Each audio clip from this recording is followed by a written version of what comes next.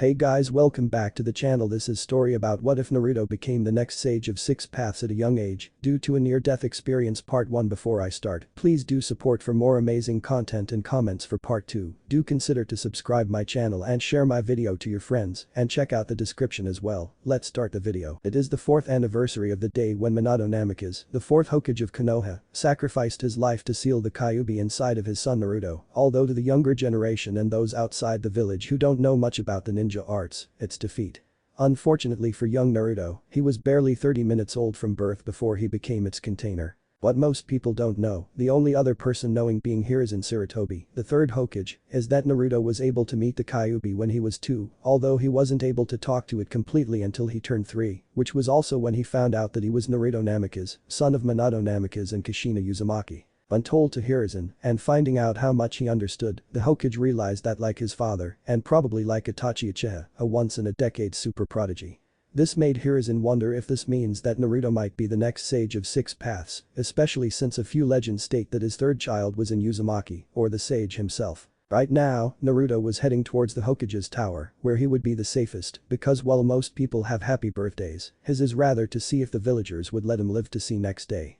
The Hokage decided not to take chances by sending in a small squad of Anbu to watch over the boy because the villagers will use that as an excuse to destroy him. He also had Ibiki Marino act like a bodyguard, or as he puts it, a babysitter, since nobody would have the nerve to mess with the head of the torture and interrogation department. As the awkward pair were walking, with the villagers and a small amount of ninjas, the ones that are civilian-born and or has members on the council, glaring at them from a distance, Ibiki kept that look on his face. The look that makes most Anbu wants to make sure they have a spare change of underwear on hand. He heard a small sigh from his charge. Geez, they call me names like demon and monster just because I was born on this day, and yet they are making the Kyuubi seem like better company. Naruto said, well, Kyuubi gave a small thank you in return, agreeing completely after seeing what its container has to experience. Yeah, I know, kid. Ibiki said, impressed at how quickly the boy has been growing, yet at the same time, disappointed at the reason behind it. Yet when the time comes, you're going to have to decide whether to run and hide from the hate or take a stand and face it in any way you can. Naruto gave an even bigger sigh. Before he could give a reply, a kunai with a tag landed between them. With alarms going off in his head, Naruto surprised Ibiki by quickly pushing Ibiki hard enough for him to stumble away just in time to avoid the explosion. When he recovered, he noticed that Naruto wasn't so lucky due to the amount of damage it has done to his body. When he got to the boy and turned him over, 6 Anbu appeared surrounding them, 5 acting like a barrier, while the 6 got started on treating him on the spot. When the medic opened his eyes, to their surprise, instead of the usual blue, they were a purplish gray with round circles spreading out like ripples, with a tomo inside the inner ring. In what could be considered a regular room for Naruto, to the displeasure of so many, he is currently lying in bed, still unconscious from taking the full brunt of the blast. Right now he is being protected by 4 Anbu, 2 to guard the door and protect him from the doctors and nurses who would try to finish the boy off, and 2 in the shadows in the room to make sure none of the ninjas try to attempt any more assassinations. Ibiki gave them the orders needed to ensure Naruto's safety before leaving to inform the Hokage, while the Anbu medic left to gather the stuff needed, which the staff can't do a thing about because standing in the way of an Anbu and their goals is suicidal. Both a doctor and a nurse, individually, tried to get in under the guise of checking up on him, which didn't fool them one bit. The doctor even went as far as to use the fact that the civilian council has given them permission, only to get arrested in the process, and giving the Hokage a little leverage. The nurse went as far as to ask why they defend the boy for what he did 4 years ago. One of the Anbu, wearing a cat mask and has long purple hair, countered by asking why they are defining Minato's final wish. The nurse gave a light huff and walked away. This was the flaw throughout the village, the locals not wanting to admit that they are wrong about something they never bothered to understand. As for young Mr. Naruto Uzumaki, he woke to a familiar clearing. When he first met Kyuubi, she was in what looked like a dungeon, yet being 2, he was too young to understand anything. By his 3rd birthday, when he has proven himself to be a prodigy, by doing everything earlier than your average toddler, which involved being forced to grow up faster than most, he understood that nobody deserves to be locked up, so he changed the entire area that looked like a huge meadow on the mountains, with a forest on one side and a beach on the other. To put simply, it was the kind of place that most Nara men want to go to when they want to avoid the women of the clan. Usually he would find Kyuubi either sitting in the middle of the meadow, with a smile too as they greeted each other, or he would catch her sleeping on her back, paws spread out, her tail sticking straight out and her tongue hanging out of her mouth, like how Naruto would find some of the Inuzuka dogs, whenever the day seems nice for them. Sometimes he would either just lay down with his head on her belly or join her in a nap, or he would mess with her by rubbing her belly, which gained a pleasurable moan, something she would never admit to. This time she was giving him a sad look, sure he would live through this, like he would everything else, but still she is never happy whenever the blonde's visits are forced due to bigotry. Well, as much as I want to yell at you for that little stunt, I'll let it slide since it was done to save another life. Ayubi said, plus considering what were to happen if those villagers think they could get away with attacking a ninja. Yeah, what would stop them from attacking other ninjas, especially Gramps? Naruto said, before looking at his friend, by the way, after the explosion, and before I blacked out, my eyes started to feel weird, any ideas why? Knowing that this question might pop up sooner or later, and wishing that it was much later, like say a few years, when he graduates from the academy, you have just awakened an ancient Taijutsu and bloodline, which was also became prototype for another bloodline.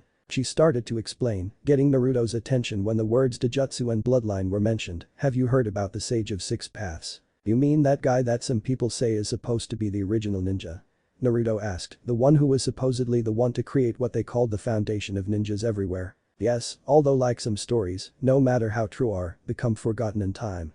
Kyuubi said, anyway, his real name is Haguro Motsutsuki, and what you don't know is that he was the one to capture the Shinju, the 10-tailed beast, into himself making him the first container. She gave Naruto a brief history lesson about the man and how she came to be, anything more would be a spoiler alert, considering I found the info on Narutopedia. As for your eyes, you have just awakened his version of the Rinnegan, which would be the ripples you will see. The tome you will also see, which would increase in number and time, is what served as the base for the Sharingan, which Hagoromo gained after he sealed Shinju into himself. Naruto was shocked over the fact that he had something in common with the Uchiha clan. Wow, there has got to be some kind of irony in there somewhere.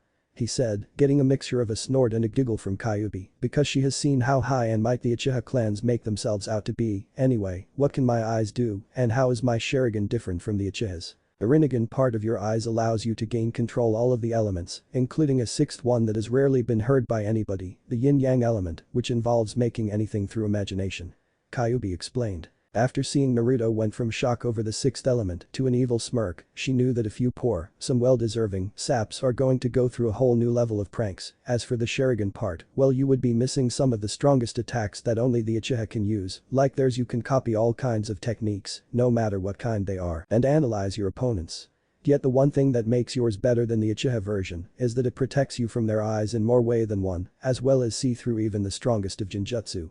Naruto absorbed everything, so what you're saying is that I might be the next Sage of Six Paths? He asked, getting a nod in return, and did any of those abilities involve understand seals? Ayubi shook her head, no, good chance you have inherited it from your parents, she started to explain. Minato was considered a real once-in-a-blue-moon genius, especially when it comes to seals, and Kushina came from a clan where Fuinjutsu is second nature for them. Meanwhile, while this was going on, Ibiki is at the Hokage's office giving him the heads up.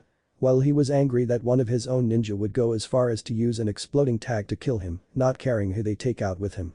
Our medic has fixed him up enough, don't worry he should still be fine, and is still working on him at the hospital, and I have the Anbu keeping guard on the brat. Ibiki said, getting a relief sigh from Hiruzen, although this was before he threw him a curveball, especially with his new bloodline waking up, which is something you are better off seeing for yourself. Hiruzen was surprised at this because as far as he knew, the only thing that the Uzumaki clan had that would be considered bloodlines is their longevity and ability to control demons. Namika's on the other hand were mainly ninjas with flair for and everything else, the only thing missing was a bloodline. And what happened to the ninja responsible? He asked, getting really sick and tired of people undermining his authority, especially the civilian council. Tell me you plan on giving that. I'm hoping you plan on giving him the works for what he has done and who has put him up to it. I will when the Ice Queens are done beating the tar out of him, considering how overprotective they are of the kid. Ibiki said, getting a shiver from the Hokage due to the fact that there are things more scary than paperwork. Deciding to change the subject, especially from remembering all the times whenever he got caught reading his students' works and came close to kiss a certain part of his anatomy goodbye. Anbu, send word to all council members that there will be a mandatory meeting within the next hour, and they will be required to attend or else face Ibiki and Anko for insubordination.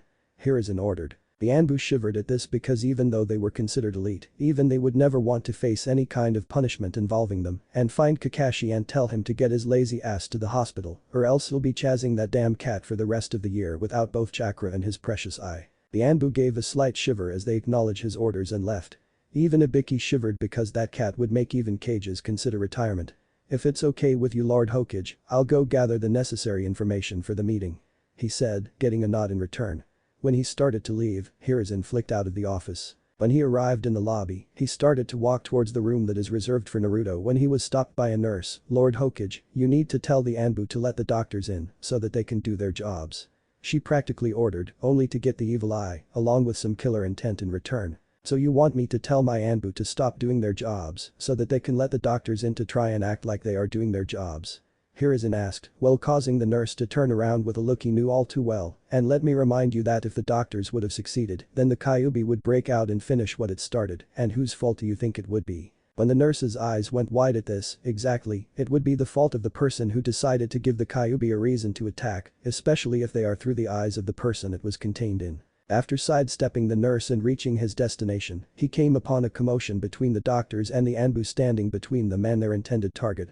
Okay, I already have a good idea on what this about, and I do remember you too from the times I brought the boy in and you personally blew me away. A monkey cage said, causing the two to sweat badly because they know that all those times of blowing off a cage is going to bite them in the ass finally. So now I can say is that you are fired from the hospital and I'll make sure you will never start a practice or work in one in this village until you can fully remember the meaning of the Hippocratic Oath and how it implies to everyone. You can't do that, you demon lover.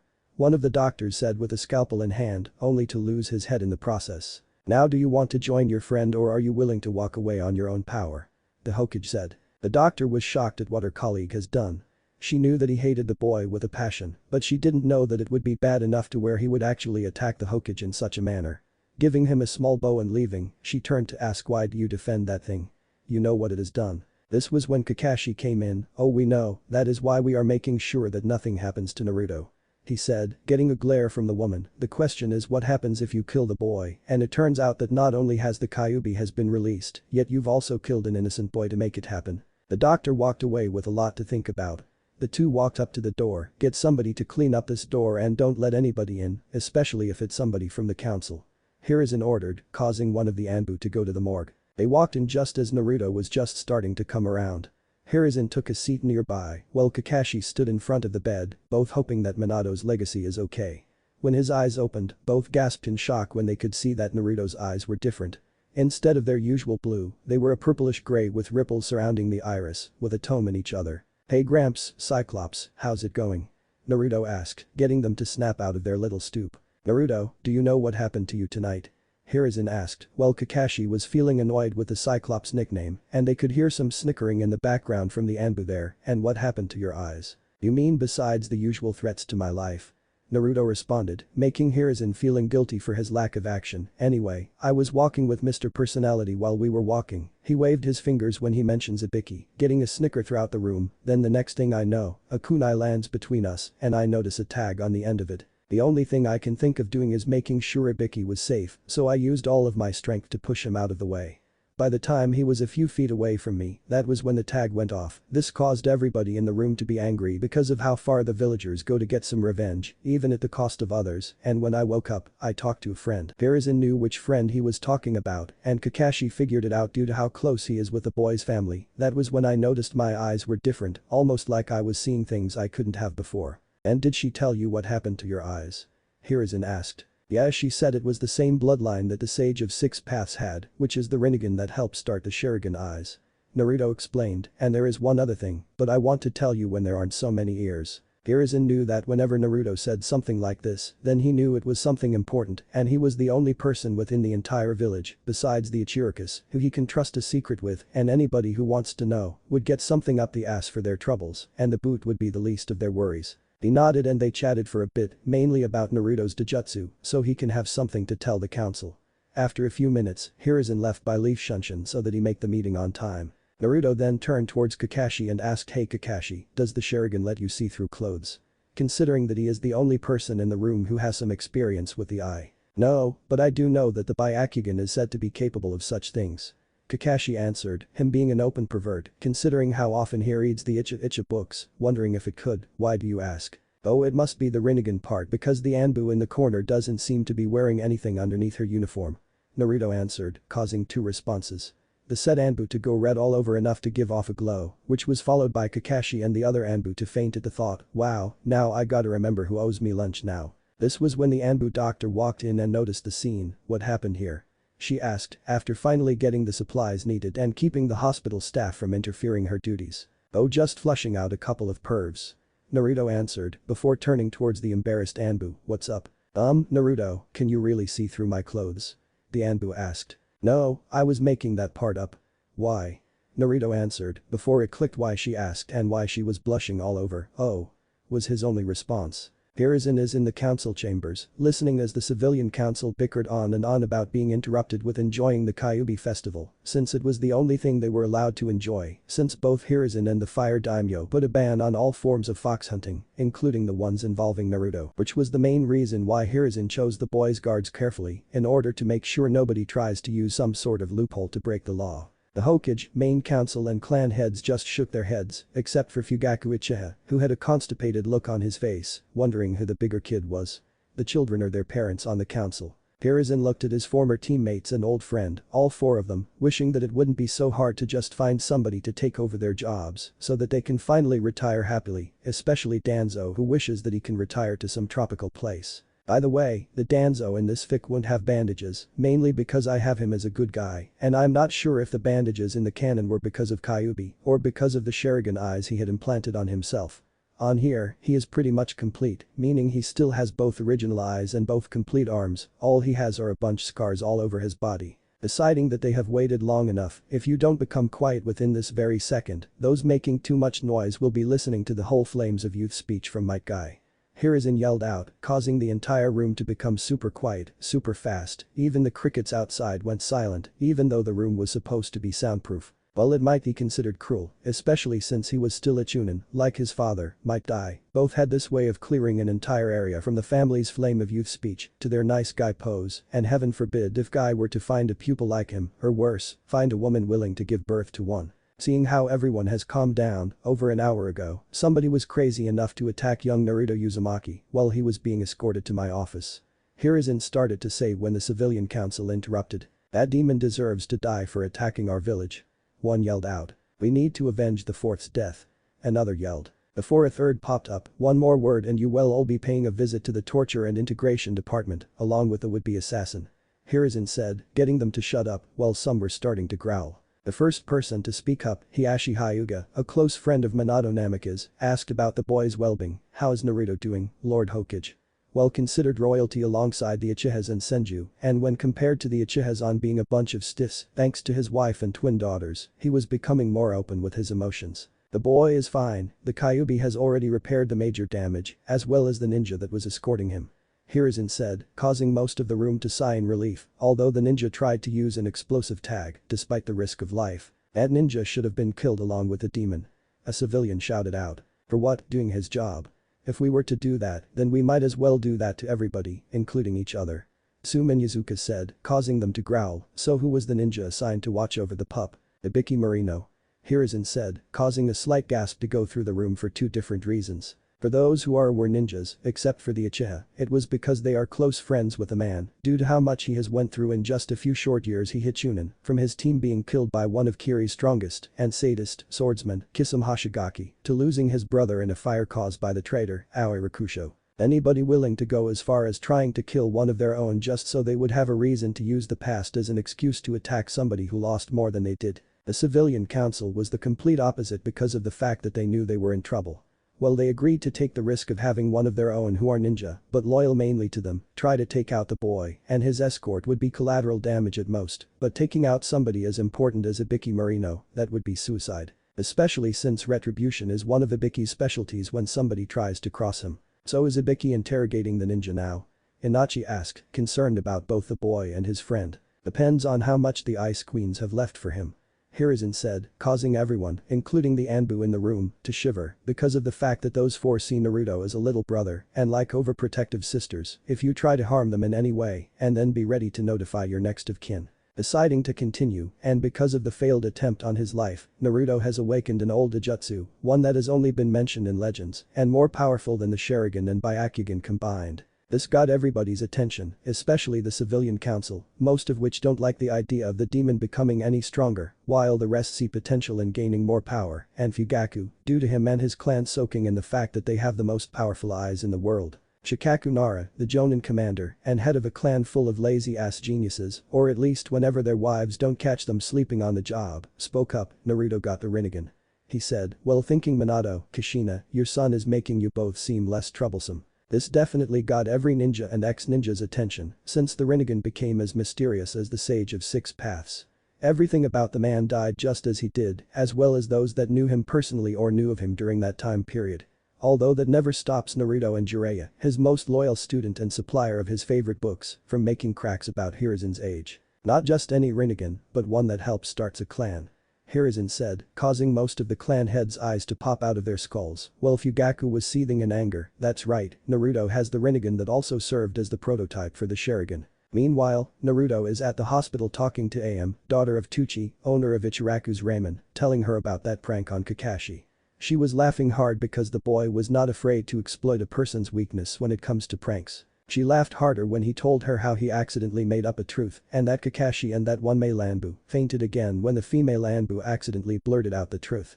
While Am might have a small crush on Kakashi, the one thing that irritated the hell out of her was that he always read those perverted Icha books when he isn't busy. Besides a usual visit to the boy, Am was there to deliver some ramen to the boy with the Hokage's blessing, mainly to annoy the hospital staff. While people have considered hospital food to taste so bad that it just might kill you, the staff tried to make it lethal for the boy by pouring some poison into his food, which proved unsuccessful since the Kyuubi helped not only remove the toxin, but also immunity to it to avoid a second attempt. Said staff responsible for the deed was executed despite the attempted intervention of the civilian council, claiming that they were doing the village a service by trying to avenge the fourth. So Naruto, what happened to your eyes?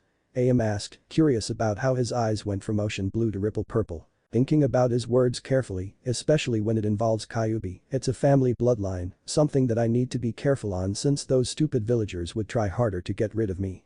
Naruto said, causing everybody in the room to shake their heads, and since this bloodline involves my eyes, that means I'll probably have the Uchihas and the Hyugas to deal with. While Am tried to keep the boy's spirits up, the Anbu in the room were thinking something differently about what the boy just said earlier. Right now the only Hyugas the boy might have to deal with are those of the main house and the clan elders, while Hiashi might be more acceptable, considering what his wife would do to him if he didn't. The Uchihas would be the biggest issue because of the fact that they are used to being the most powerful in the village, and once word gets out that the young Uzumaki has a ninjutsu that might be more powerful than theirs, they would try to destroy him to satisfy their bruised egos. A month later, Hiruzen is going over some important papers while destroying the usual requests to get rid of Naruto, either through death or exiled, and to try and use ninjas for personal tasks, which was just from the civilians. He has received reports from the Anbu guarding Naruto on how most of the Uchihas have constantly tried to kill the boy because of the fact that if this boy were to restart the Uzumaki clan in Konoha, especially if the Kra was to be put into play, plus the possibility that the blonde would have Senju blood in him, then he would bring back two clans back. Then the Uchiha clan would be back in second place, possibly tied with the Hyugas. What nobody knew was the possibility of a third clan being brought back, will except maybe a very small few, like Minato's closest friends in Shikaku, since the Nara clan are known to figure things out very quickly, but too lazy to say anything unless it was brought up. What made it worse was when the Hyuga elders decided to use some of the branch members, some of which were also Konoha ninjas, to take out Naruto. This brought them down because of the fact that they thought that they would have clan immunity when they say that they were handling a threat to the clan. Here is encountered by pointing out that rule only works if the threat was from another member within the clan.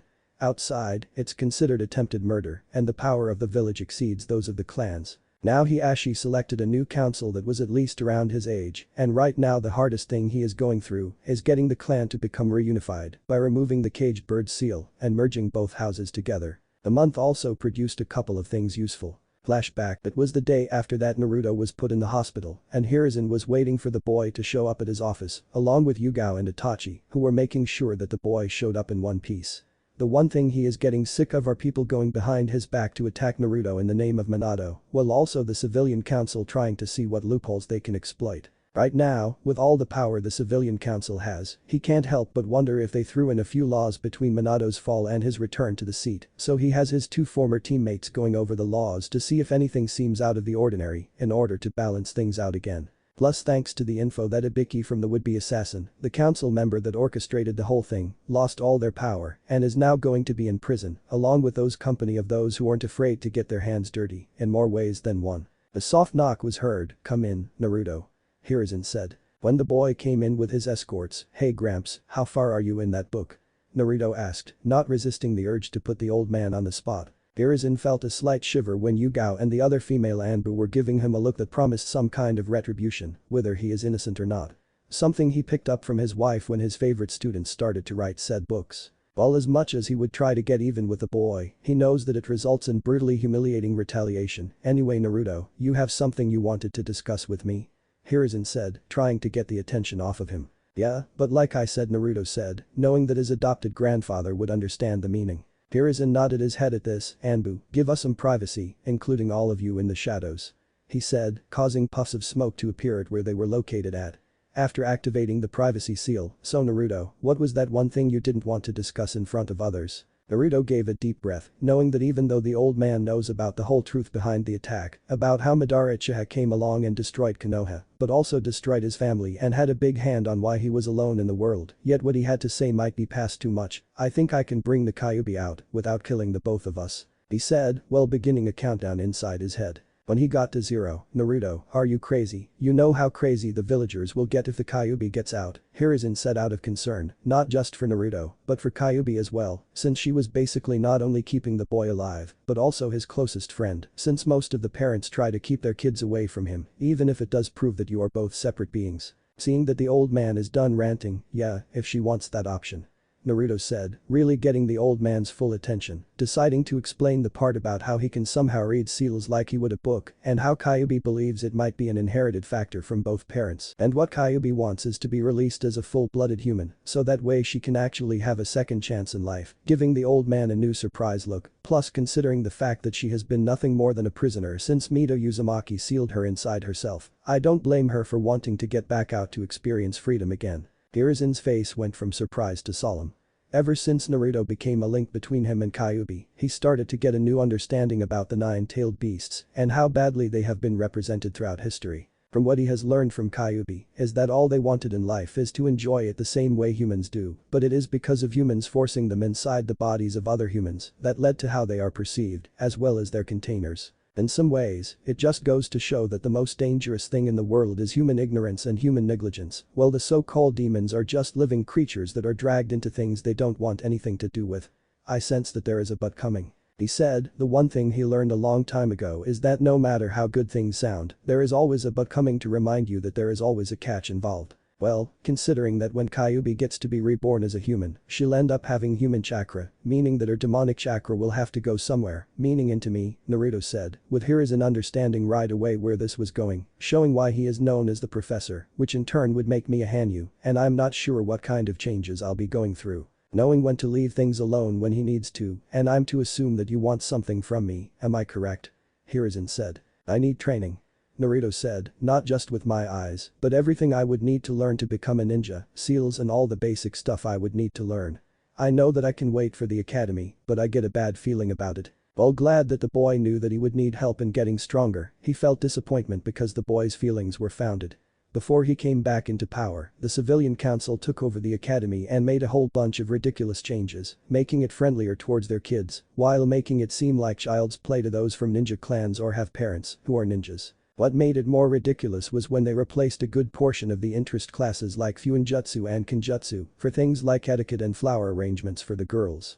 And considering how a good portion of the village feels about Naruto, chances are the council will try hard to sabotage the boy's progress, so that way he would become an easy target for anybody. "Okay, I'll make the arrangements," Hiruzen said. "If that is it, would you please tell the Anbu who are on guard duty to come back in." When the old man went back to his paperwork after cancelling the jutsu, Kyuubi told him the perfect prank that would make the old monkey crack. "Hey, by the way, a friend of mine told me that they've seen the fourth do some kind of clones to do the paperwork, although I thought clones were just illusions," Naruto said. Hiruzen knew what clones Naruto was talking about. "Oh, you mean the shadow clone jutsu?" he said, smiling at the boy's never-ending quest for knowledge. "Well, you normally would be right, but shadow clones are completely solid." "Yeah, but wouldn't he have to read the papers anyway to find out what they said?" Naruto asked, knowing what the next answer would do. "Oh no, the memory of the clone gets passed on to the owner," Hiruzen said, before the smiling face dropped to a grim face when it clicked on what Minato's secret was. Luckily Naruto already stepped out to tell the Anbu to give him a few minutes when Minato, "You sneaky son of a bitch," Flashback ends after using every curse he could think of, while also making sure to not reveal any secrets that can get the boy into even deeper trouble. He made arrangements for the boy to start his training earlier than most clan prodigies would. From Itachi and Kakashi helping with his Dojutsu and Ninjutsu, all the way to help from the wives of the clan heads teaching everything he would learn if Minato and Kushina were still around. The ramen obsession, completely inherited from both. He even taught the boy a few things, along with some of basics on seals, considering that the best teacher for the job is Jiraiya, as long as he isn't too focused on his research. Thanks to Naruto learning the shadow clone technique, his training went faster than it would most of his lifetime. This was when a familiar knock was heard. "Come in, Naruto," Hiruzen said. When the boy came in with a big smile, "So I take it that today is the big day." "Yeah, I'm ready to set Kyuubi free," Naruto said. "Yeah, I'm ready to set Kyuubi free," Naruto said, "but before I start, I need you to do two things for us that are pretty much connected," he said, getting a small nod from the old man. "First is we need you to have all male Anbu leave the room, and the other is we need a female Anbu to do some clothes shopping." When Hiruzen raised an eyebrow, causing Naruto to give a small sigh, "Let's just say in my head, Kyuubi is in the human form she wants, and she has clothes on, when she comes out, she can't take the clothes with her." Hiruzen gave an understanding nod at this. No matter what form the Kyuubi will be, if there are a bunch of males around when a naked little girl literally pops in, all hell will break loose, especially from the Ice Queens, who somehow tend to think all males are perverts, at least the adult ones. "And you two trust me?" "Well yeah, even though you're a dirty old man who probably taught the author of those books a few things," Naruto said, causing a sour look to appear on said man's face, thundercloud included, while some snickers could be heard in the background, especially since he couldn't say out loud that Jiraiya is a natural-born pervert without consequences upon himself or his student upon his return. "We know that there are lines that even you would never cross, so we trust you to do the right thing." While he is glad that his other student, Orochimaru, wasn't mentioned, especially since nobody knows what team he plays for when it comes to romance, at the same time, he can't help but feel disappointed about the darkness the village contains. Like how the people that had high hopes for Orochimaru took their disappointment on Anko when his intentions were revealed just before he became Konoha's most dangerous missing nin. "Okay, understood. Weasel, please go outside and tell the other Anbu to not enter until I give the word no matter what, and also to keep everybody out, especially the civilian council. Also for both of you, this is strictly top secret until Naruto and Kyuubi see fit to reveal everything." A slight poof could be heard in the background, indicating that the order was being followed. "Butterfly, since you're the only kunoichi in the room, please pick up enough clothes to help the Kyuubi have a decent start. And I'm not sure if it would make any kind of difference, but she is as thin as me and reaches up to my eyes," Naruto said. When the last poof was heard, before he can stop himself, "So Naruto, why didn't you give Butterfly a better measurement?" Hiruzen asked. Naruto gave him a confused look. "What kind of measurements was I supposed to give her?" he asked back. Before he can answer that, he remembered that while Naruto is smart for a 4-year-old, he is still too young to understand some things, or allowed to learn without consequence, especially when it comes to the human body, and since Kyuubi will be coming out the same age as him, the only main difference between the two biologically would be between their legs. Slap his hand met his face when Hiruzen realized two things, one by asking Naruto about Kyuubi's measurements before they start to change at puberty. He almost gave the blonde the talk earlier than he should, well two, both question and answer, make him sound like the worst kind of enemy, a pedophile.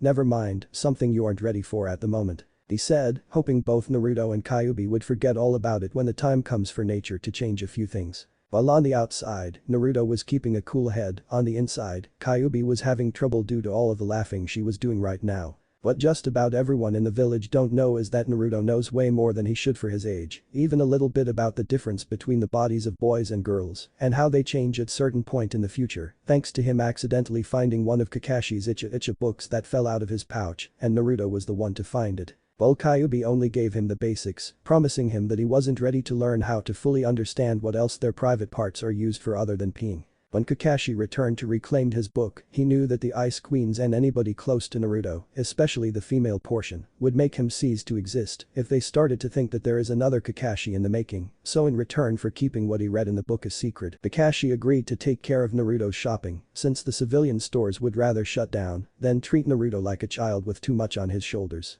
After recovering from her tension breaker thanks to her nerves, "Why didn't you at least hinted to him that you knew what he was talking about?" Kyuubi asked. "You mean besides trying to see if I can get one of the most powerful people to sweat out of fear?" Naruto asked, causing Kyuubi to try and keep herself from laughing again, especially after remembering all the times Minato and Kushina would make people like Tobirama and Minato feel like a kid who got caught with their hands in the cookie jar. I wanted to help lighten the load that Gramps already has on his shoulders when it comes to me. You know what the haters in the village would do if they heard that I already knew something personal about girls. This was enough to get Kyuubi to sober up, knowing exactly what they would do. They would demand his head even more because the demon is planning to mate and they want to stop any spawns from being created. Deciding to go for a different subject, you know Naruto, for somebody to know so much at your age, it's really a sign of a young prodigy. Hiruzen said. Well, considering how my life started out and how I'm being treated by a bunch of idiots, what other choice do I have? Naruto asked. It was either get stronger, no matter what people try on me, or let win by becoming what they think of me. Hiruzen couldn't help but to feel both sad and disappointed. Sad because a child is forced to grow up faster to where childhood isn't much of an option, and disappointed because it was the very people that he is supposed to protect that are causing this. What makes it even worse is all the stories he hears about how other villages are treating their containers, and he couldn't help but feel sick at how they are treated over decisions that wasn't theirs to make to begin with, and if they do go berserk, it's the fault of the person defending themselves, not those who give them a reason to. I would like to apologize to you for not doing enough for you in the village, Naruto. He said, and you know the reason why I never revealed your heritage to the village was to keep your father's enemies from attacking us when we were at our weakest. Outside of the village I understand, but did he have any enemies in the village? Naruto asked, getting a questioning look from the old man. I mean, are there people in the village who can see who I remind them the most and go far enough to make sure Pops doesn't become a grandpop? Before they can continue, the butterfly Anbu returned with a few shopping bags. Where do you want these? Naruto pointed towards near the door that leads to the Hokage's personal room, which included a bath, when she placed the bags at the designated location, with a couple of bags still in her hands. I got your friend enough things to last her at least a couple of weeks. Thank you. Naruto said, before pointed towards her hands, and you're not by any chance a recovering shopaholic. Nobody knew how, but the butterfly Anbu was blushing like crazy, along with a mask, before making her exit, be a shunshin. Anyway, do you have the stuff I need to make the seals? Naruto asked, just as Hiruzen handed him a small quill and bottle of ink. While watching the boy getting to work on drawing a seal onto the floor with perfect accuracy, Hiruzen couldn't help but feel more proud, since the blonde picked up calligraphy just as quickly as his father did, amongst other things, making him a prodigy at a young age, with a touch of his mother's personality. Heaven forbid if Naruto were to inherit Kushina's habit of strike out the culprits, period, screw the questions. From everything he has seen, Hiruzen could tell that Naruto is a prodigy in the making, just like father and Itachi Uchiha, somebody you would be proud of to share with the world. The only major thing keeping him from reaching his true full potential are the bigot villagers who can't seem to move on from their losses and making Naruto seem like the cause for it, with the civilian council making things worse because they get to make money off of the boy's misery and try to find if there are any loopholes in the law they can exploit and keep the oppressors out of jail considering the boy is under their jurisdiction. The other thing that is starting to become a big deal is the Uchiha clan and the Hyugas from the main house. Well, the Uchihas have their own prodigy in Itachi, and Hiashi has been telling them about his nephew, Neji, who is about a year or two older than Naruto. But the Uchiha's proud history of being one of the founders of the village, with their all-powerful Sharingan eyes that can copy techniques and control their opponents through forms of hypnosis, along with Genjutsu. The idea of an useless Uzumaki orphan having the more powerful Rinnegan that made their eyes possible is just insulting because of powerful the boy could become if left alone long enough. The main branch of the Hyuga are probably just as bad, if not worse, than the Uchihas considering how most of them treat their families like servants and thinking that they are royalty while the rest of the village, including the Hokage, should be worshipping the very ground they walk on. Right now they are steaming because not only were the elders detained for being considered a threat to the village, all because they sent some branch members after a boy because he has the true ultimate Taijutsu, but also said boy is being protected by the Hokage, their own clan head, Hiashi, and most of the ninja clans, minus the Uchiha. Plus, with a new set of elders that are willing to work with Hiashi's idea of reunification of the clan, which in their minds is giving power to the help, and with the backing of Hiruzen, they can't make the side branch just disappear without raising any kind of suspicion, especially the ones registered as ninjas. When Naruto finished drawing a seal on the floor and around the seal on his navel, he noticed that Hiruzen was lost in his own thoughts. This was something one would think Hiruzen should have learned earlier not to do, especially when in the presence of a young child, even when the young prankster is in the room. While Naruto knew everybody's weakness through their habits, he also knew a little something about their fears, and for a dirty old man like Hiruzen, his greatest fear is when the strongest anti-pervert goes into pervert elimination mode. Look out, Gramps. Tsunade is about to turn you into wall paste. He yelled out. This had two effects from Hiruzen, one being that he screamed like a little girl, something that Naruto is never going to let him forget about, the other being a really foul smell filling the room. When he recovered, realizing he has been had, just before he can yell out at Naruto, he felt that his chair was a little saggy. After getting a good whiff, he realized why and vanished in a poof of smoke to get a clean pair of shorts. A few minutes later, he returned with a clean ass, but the red in his face pretty much said he was mad over how embarrassed he was, that he was outsmarted by a boy who hasn't even started school yet. "Naruto, why did you do that?" Hiruzen said, trying hard not to blow his top. "What? I was about to tell you that I was finished with the seals and you were stuck in your mind, you know how hard it is to get you out of it," Naruto answered, causing Hiruzen to just feeling embarrassed, with a hand behind his head, because he knows what he said was true. "What else was I supposed to do, start another bonfire with those books?" Now Hiruzen went from red to white because the last time he did that, not only did some of the men wanted to kill the boy for such demonic acts, some of the young women became big supporters of his, considering how much most of the female population hate those god-awful books and protected him from the men. Well sure, some of those girls are now nothing more than acquaintances to Naruto, yet now they do a little more to make sure the blonde never has a reason to be like the container in Suna. "So Naruto, are you ready to begin?" Hiruzen asked. The boy gave a small nod. "Yeah, and I hope you have a few Anbu ready outside the building, in case somebody wants to take another shot at me," Naruto said, before doing about 50 seals, which led to his hands to start glowing. "Okay, brace yourself." When Naruto placed one hand on his navel and the other on the floor, both started to glow, before a bright light started to form into something solid on the floor. What was really getting Hiruzen's attention was what looked like chakra of multiple colors were being drawn from thin air, different colors, like as if the world is helping to give Kyuubi a second life. About half an hour later, when the light got brighter and started to go from a small lump to taking the shape of a small human, obviously a girl due to the long hair that developed a few minutes earlier. When the light finally died down into the girl, the movement coming from her upper body, indicating that she was taking her first of fresh air for the first time in a very long time, since Mito Uzumaki became her container. When she stood straight up, her lids opened to reveal a pair of hazel eyes, with her fiery red hair reaching down to cover her butt, which was the only thing being covered because, like Naruto said, the only suit she was wearing at the moment is her birthday suit. After taking a look around at her new, now permanent surroundings, she found what, or rather whom, she was looking for. Breaking in her new legs, she tackled the blonde to the ground, yelling out "thank you" like a machine gun firing.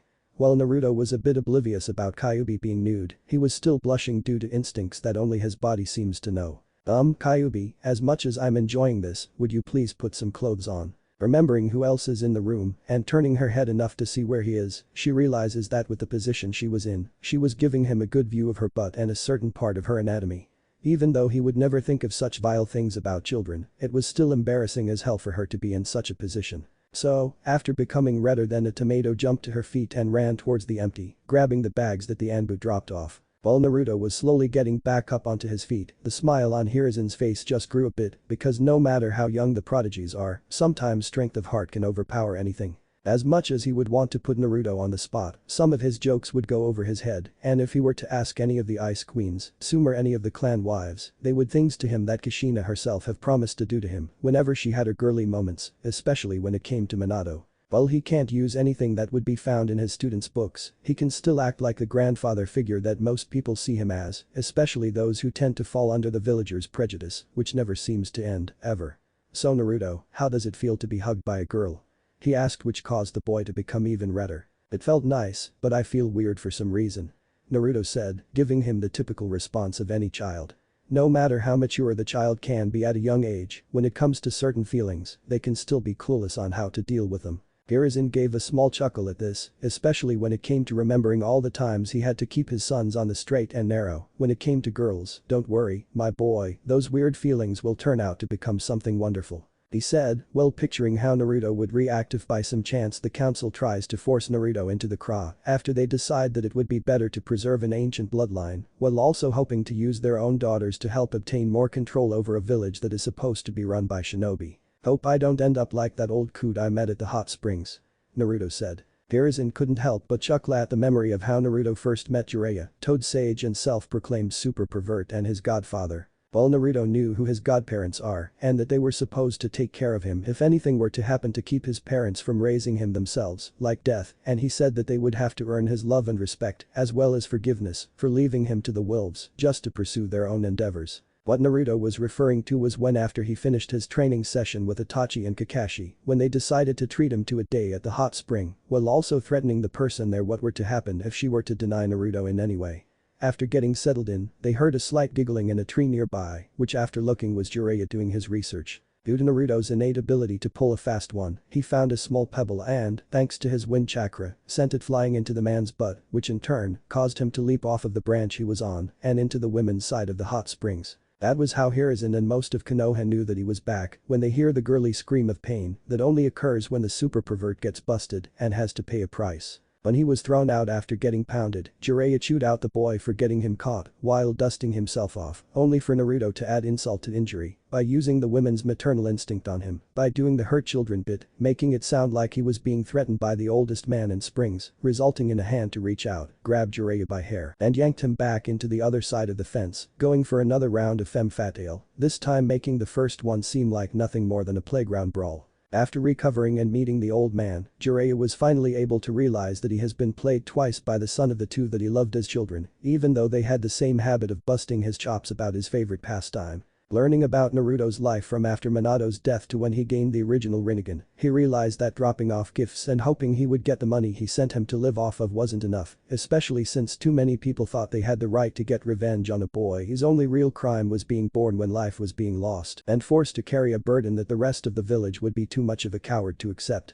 Right now, Jiraiya is on the lookout for Tsunade and her protege, Shizune, back to Konoha, along with the promise of calling in a debt she owes Hiruzen for letting her wander in her own misery for so long.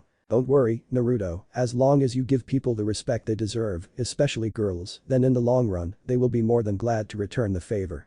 Hiruzen said, although he was pretty sure that if Kushina was still alive, then she would make extremely and lethally sure that her boys would never become the next Jiraiya. Kakashi, he would have been pounded into the ground if he was crazy enough to read, said man's books in front of her. This was when Kyuubi came back, wearing a simple white sundress with blue sandals on her feet. With a good look, some people could say she could pass for a girly version of Kushina, considering how much of a tomboy she described herself as when she told stories of her life in Uzushio. When he watched Naruto looking at her with some kind of interest, especially since he probably has no idea what, he couldn't help but think back when Minato and Kushina, which was like this, but a big age gap between the two. Wow, Kyuubi, you look really pretty.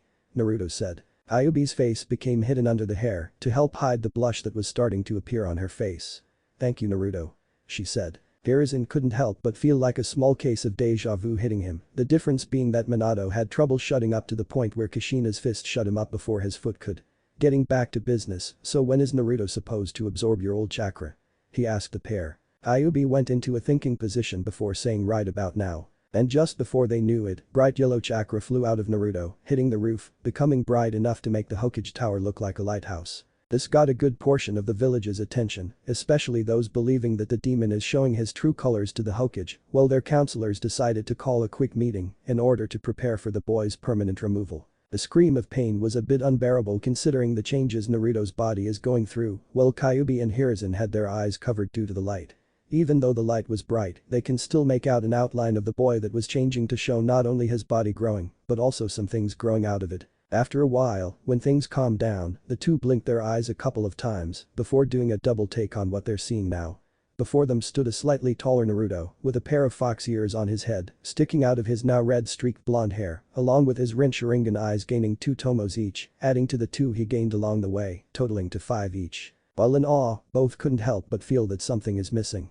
When they were about to ask him about it, they noticed that he looked like he was about to pass out from pain. While the third was a bit clueless, Kyuubi knew exactly what that pain was, even though she no longer carries that particular part.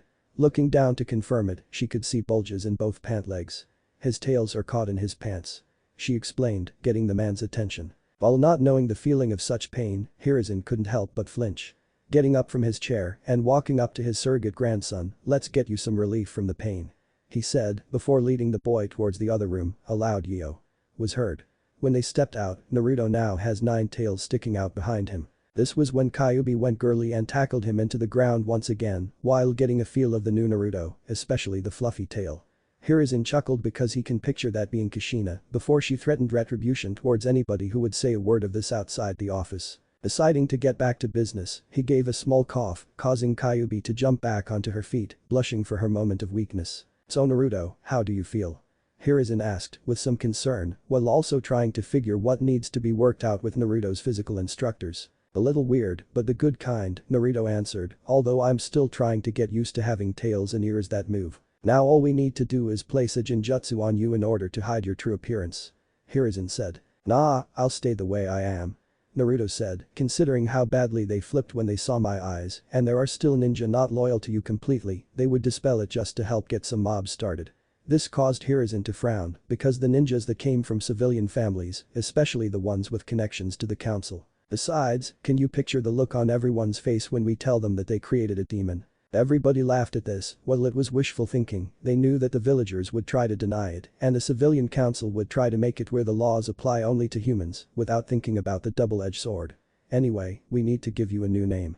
Naruto said, turning to Kyuubi, calling you Kyuubi out there, I don't know what they would do to you. Hiruzen did, and even with the new name, they would be better off not knowing what some of the villagers would do to her for just being with Naruto, which is why he would place a kill on sight order to his Anbu on anybody who dares to cross that line, even if it is a council member or somebody of high status. I agree, a new name would help complete the new life you want to live. Kyuubi nodded in understanding, that would be fine with me, but the only names I know are of my siblings. She said. While Hiruzen nodded at this, Naruto was already thinking of a name. Hey, how about Misaki Aiko? He suggested. Knowing the meaning, which is beautiful bloom, little loved one Kyuubi, now Misaki Aiko nodded her head, blushing a bit, I like it. She said. As do I, Hiruzen said, I'll make sure to get all the necessary paperwork done and past my secretary, so that way the wrong people won't know the truth. Then he looked towards the new fox boy and Naruto, I'll have Kakashi do the necessary shopping, considering that all of your current clothes will no longer fit you. Thanks Gramps. Naruto said, opening the door. Before he could set foot out the door, the ground shook and everybody's eyes went wide just as something tackled Naruto. While Hiruzen nodded at this, Naruto was already thinking of a name. Hey, how about Misaki Aiko? He suggested. Knowing the meaning, which is beautiful bloom, little loved one Kyuubi, now Misaki Aiko nodded her head, blushing a bit, I like it. She said. As do I, Hiruzen said, I'll make sure to get all the necessary paperwork done and past my secretary, so that way the wrong people won't know the truth. Then he looked towards the new fox boy and Naruto, I'll have Kakashi do the necessary shopping, considering that all of your current clothes will no longer fit you. Thanks Gramps. Naruto said, opening the door. Before he could set foot out the door, the ground shook and everybody's eyes went wide just as something tackled Naruto to the ground. When the dust settled, Hiruzen's eyes went wide, while Misaki felt a bit jealous because under a pile of girls of different ages was Naruto, with his ears and tails getting all of the attention. Judging by the looks of things, including Misaki, there is an even dozen of girls in the room, the one mentioned, looked like she wanted to defend the boy, although not entirely sure, considering that her feelings are still those of a 4-year-old, considering that her hand was twitching. Getting a good look at who is petting Naruto, he could see 5 girls around Naruto's age, give or take a few months, a pink-haired and blonde, who were rubbing an ear and his cheek, each with their own, being near the whiskers that become more defined through the transformation, while using a hand to scratch said ears, while the other 3, one a brunette and the other 2 with black hair. Next there were 4 grown women which he can assume are their mothers, a blonde, a brunette, an older brunette and a dark-haired woman. The other 2 are his own Anbu, one with the butterfly mask that did Misaki's shopping, and the other had a cat mask on it. When the blonde by Naruto's ear yelled out hey you. Don't you want to join in? Hiruzen couldn't help but chuckle when Misaki charged in and started to rub Naruto's whiskers, along with the rest of his face, which was the only thing left not being petted. Right now, if Naruto's features can be passed down with the Rinnegan, then that would be 2 bloodlines, along with the abilities that the Uzumaki clan are known for, then he would be forced into the Kra by the civilian councils, and he, along with the rest, would have to oblige to it, especially since it would be for the good of the village. Odd, there are times he hated that line with a vengeance, especially when it involves human lives, even more so when he has to make the choices that nobody wants, including Danzo, after almost getting too close to crossing that one point after using that line one too many times. Yet the one thing that can be negotiated, whether the civilians like it or not, especially since it would be a ninja clan that is going to be rebuilt, was the minimal number of girls for Naruto to marry and what age he needs to be in order to impregnate a girl, because there will be no way in hell that he, the elders, and the clan heads would ever force Naruto to start too early to where he hasn't started puberty or just starting it. One good thing that might be going for Naruto is that he already has a head start on it to where whatever number the council decides, he already has 6 girls that would destroy any plans of theirs to try and get one of their daughters to be a part of it. And considering the fact that he can recognize the mothers, then he knows that Naruto wouldn't have to worry about gold diggers and status climbers, especially considering how close they are to Kushina. When his perverted side tried to kick in by saying, "Lucky little bastard," and picturing what Naruto and the young girls would look in the future, fully grown, and reenacting a scene, he shook his head to get those thoughts out before they get him killed, because well the only thing Naruto can do is prank him to the point of utter humiliation. Thanks to his inherited hatred towards perverts he got from both parents, being in the presence of mothers, and two Anbu, one being part of the infamous Ice Queens, they would downright pound the living daylights out of him, with a vengeance, because there are young children around. After seeing Naruto's face about to explode from embarrassment, and for some really strange reason, the mothers are already planning the wedding, or rather declaring whose would be better, and whose grandchildren will be better, causing a sweat drop to appear on the old man, along with the male Anbu. Hiruzen decided to stop now before they reached their great-grandkids, so with a light cough, which was enough to get everybody's attention. Giving them a slight chuckle, "Ladies, as much as I enjoy your enthusiasm for the future, but I need to remind you that young Naruto Uzumaki is still 4 years old and still has a lot of growing up to do before he can even reach that stage," he said, causing the mothers to blush in embarrassment, "and while I'm at it, can you please let go of Naruto? He can use a break from all of the love right now." Seeing how Naruto was red, from the tip of his ears to the tip of all 9 of his tails, and the fact that he looked like he was about to faint, with a slight awe they all let go and returned to their feet, with a little help getting back onto his feet by the two Anbu, with the young girls standing on both sides of Naruto, forming part of a circle, while the mothers forming the other part. When the name registered to the mothers' minds, "Wait, Naruto Uzumaki, you mean as in?" one of the blondes started to ask, only to be stopped by the only male blonde in the room, well, somewhat blonde. Excuse me miss, but maybe we should do this when there aren't the risk of unnecessary ears in the room," Naruto said, "because you never know who is listening in, and also, never know which side that person is working for." Hiruzen gave an understanding nod at this, because after thinking over what Naruto was trying to tell him about Minato having enemies inside and outside the village, he realized that all he was doing was delaying the inevitable by keeping the boy's lineage a secret, especially if any of the people in the village still hold a grudge against the man for trying to make sure that power within the village has some balance, while also not being afraid to bring down those who thought that they were above both the law and the cage. "Very well, cat, butterfly, return to your posts," he ordered, getting another awe from them, and he was pretty sure they were pouting under the mask, being more ladylike than the rank they are given, but they complied since they are on the clock. When they reached the door, "Oh, and cat, make sure to tell your friends to start expecting sisters in the future." He could tell that Yugao was smiling at that thought after figuring out what he was talking about. When the doors closed, Hiruzen applied the cage seals, which doubles as both security and privacy seals, which he didn't apply the first time, because he wasn't sure if it would have been strong enough for both Kyuubi's rebirth as Misaki and Naruto becoming a Hanyu. "Now that we are safe to discuss private matters, how about we start off with introductions before we talk?" After nodding, and knowing that right now, just about everything has something to do with him, "Well, I'll go first," Naruto said, while scratching the back of his head, while everyone female was fighting the urge to go all girly on him again. "My name is Naruto Uzumaki, but in the future, Namikaze." This caught the mothers by surprise, while their daughters didn't seem to recognize the name, mainly because they are at the age of not really knowing or caring much about the history of Konoha, just the fairy tales that their parents read them in order to have a good night's sleep. Misaki stepped up. "Hi, I'm Misaki Aiko, and I just arrived here," she said, although, except for Naruto and Hiruzen, nobody knows how literally she meant that. The mothers decided to introduce for both themselves and their daughters, since said girls were looking a bit shy, judging by the slight blush on their cheeks, along with the huge smiles, and the fact that the first thing they seemed to be focused on Naruto's tail, probably wondering what it would be like to be wrapped by one of them, although they aren't any better. One of the blondes stepped up, this one having just a simple hairstyle. "Hello Naruto, my name is Mibuyuki Haruno, and the pink-haired girl is my daughter Sakura." Sakura gave a small wave, while her face was starting to match her hair more, while Mibuyuki tried hard not to do anything crazy yet, since she wants to give her friend son some closure, especially from what he had to start off with in life. The brunette walked up next, looking a little shy, and after noticing that her eyes were pure white, no pupils whatsoever, meaning that she is a Hyuga, and getting a good look at two of the girls on both sides of him that have the same eyes, and one of them having a matching hair color, and he couldn't help but flinch a bit since his previous encounter with Hyuga were far from pleasant, even though the ones attacking him were branch members who apologized for attacking him, especially since his eyes posed a threat to the order of things in the village. Seeing the flinch, she knew that Hiashi would have to also apologize personally to the boy for what went on behind his back. Giving him a slight bow. "Hello Naruto, I am Asami," translation. "Morning beauty, name courtesy of Creedraziriaper."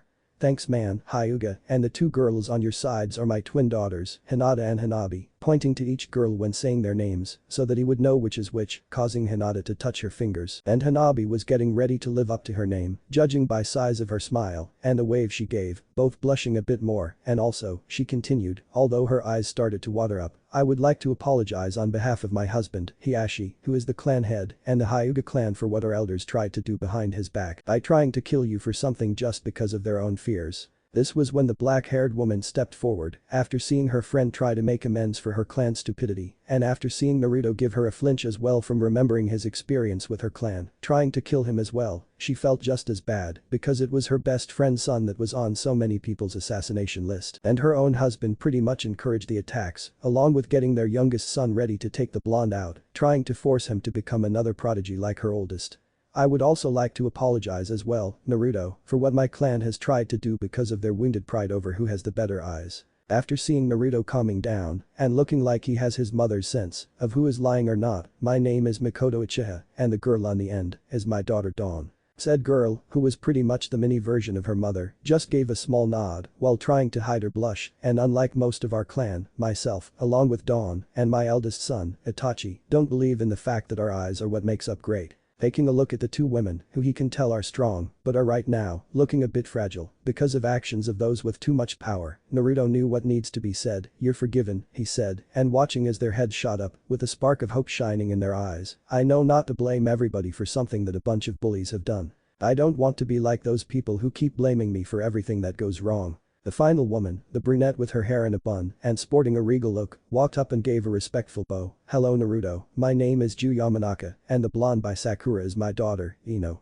Said blonde had a big, face-splitting grin on her face when she gave a finger wave. "After seeing that the intros are done, nice to meet everybody and I get the feeling you four knew my parents in more ways than one," Naruto said. "Oh yes," Asami answered, "except for Fugaku, we, along Tsume and the rest of the clan heads, along with their wives, were really close to your parents. And we'll be more than glad to tell you stories about them in the future," Mikoto said, betting an appreciative nod from the fox boy, including a few things that she would probably want to keep secret from you.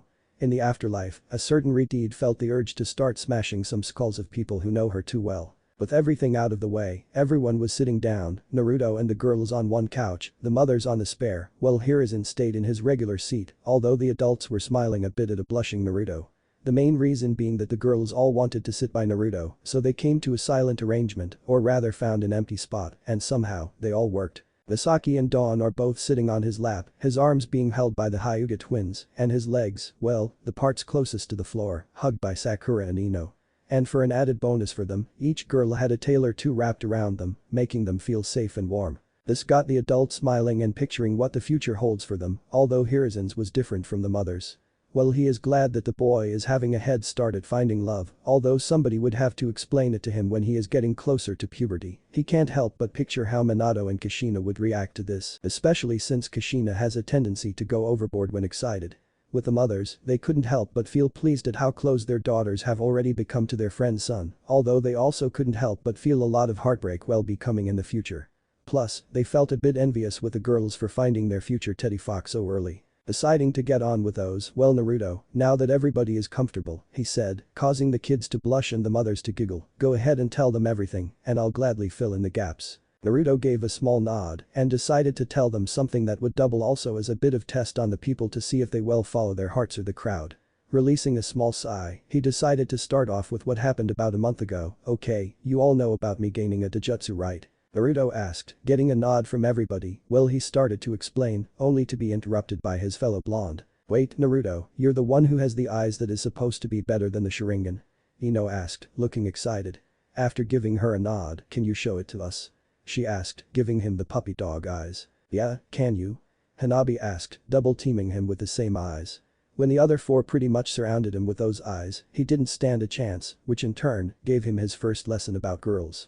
They know how to fight dirty when they need to. So he gave another sigh, before looking back up and activating the Rin Sharingan, which, by what looked like a ripple effect, his eyes went from a blue slit to purple with rings and tomes on it. Hiruzen couldn't help but chuckle at the boy's predicament, at how it didn't take long for him to give in into a simple request, although since Naruto was pretty much outnumbered, he had as much of a chance resisting that as much as Kakashi, avoiding a half-off sale of Icha Icha books. Looking at the mothers, well they are in all like their daughters when it came to his eyes, he could also see that they had a small smile that says that they hope for the best, while at the same time, bracing for broken hearts. After Naruto tells his story, Hiruzen is going to give them some news that will be happening in the near future, which might make quite a few people happy. Deciding to get on with the story, Naruto turned off his eyes, to the disappointment of the girls. "Anyway, I got these on my birthday, when some idiot tried to blow me and my bodyguard up," he said, continuing the story, causing the mothers to scowl at this, and the girls to gasp, and the reason why they did that is because 4 years ago, sometime after I was born, somebody came by and ripped the Kyuubi from my mother's belly, and not much was left out on what happened during the first 4 years, well his only 4 years at the moment in his life, with Hiruzen providing backup from Madara Uchiha or somebody doing a pretty good impression of him, being the real reason why Naruto had a bad start in life, to who Misaki truly is, and now, I'm pretty much now part demon fox, well Misaki is getting a chance to live a life. When the focus turned to her, Misaki had her head down, her voice dripping with guilt. "Do you hate me now, since I was the reason why so many lives were destroyed or damaged because of my actions?" she asked, waiting for somebody to attack her. Instead, she was surprised to feel not just Naruto's arms hugging her, but also the other girls. "It's not your fault, Misaki, somebody made you do all those things," Naruto said, while letting her use his shoulder to cry on, like how Hiruzen or the ramen chefs would do whenever he needed to let his emotions out. Hinata spoke up next. "Yes, Misaki, we won't blame you for something you never wanted to do. And don't think we will think anything bad about you, ever," Sakura said.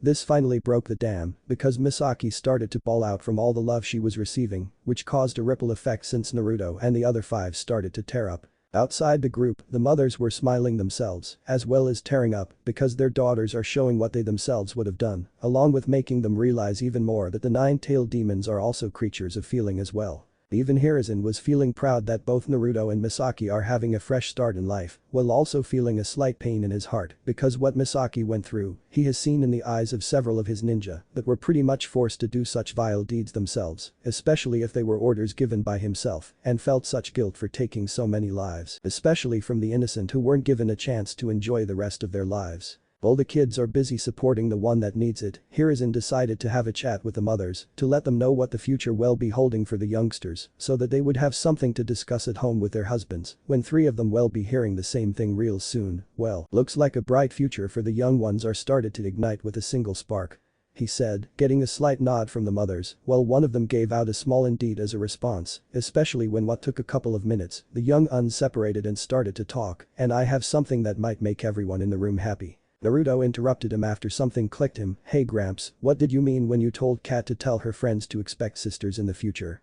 he asked, giving him a curious look that includes tilting his head, only to get tackled by the girls surrounding him, yelling out cute due to how his fox looks tend to add to his cuteness for the girls. Hiruzen was laughing up a storm at the boys' predicament, especially when there are 4 grown women who look like they want to jump in at any second. "Well, looks like the future of Naruto's clan is going to be in good hands," he said, deciding to drop the bombshell, especially since Naruto is being smothered by his future wives. This got the mother's attention. Well, Mabuki looked at the guy for even suggesting polygamy or her daughter being close to be considered a concubine, while the other 3, being clan wives, had a good idea what the Hokage was pointing out, the Clan Restoration Act.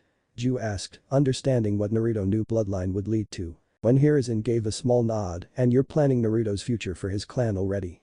Asami asked, "Isn't he a little too young to be planning a marriage?" Hiruzen's smile dropped after the first question and gave a small sigh. "I was going to wait until Naruto was old enough to know about the birds and the bees before offering it to him as a choice, especially if he still met the girls, considering how he would never want to break someone's heart, then he probably would have, along with asking your daughter's opinions," he said, "but after what just happened, the civilian council would find some law that would make it happen right away, especially after I stop them from trying to kill him, especially if they try too hard to make sure that they get some kind of control over what was left to Naruto by his parents by using their own daughters. This was when Makoto put it all together, and with our daughters, then not only can you negotiate a reasonable number, but also, Naruto should be safe from the rest of the village from trying to force him into marrying their daughters," she said, "and if some of those girls are also from major clans, then he has political backing, especially if the clans are also close allies." "Exactly," Hiruzen said, "and if we can make sure the age to produce heirs when Naruto and some of the girls are at least at the age of consent, even when they are ninja, then we'll be giving them a chance to grow both as children, friends, and by the time they graduate the academy, something a bit more."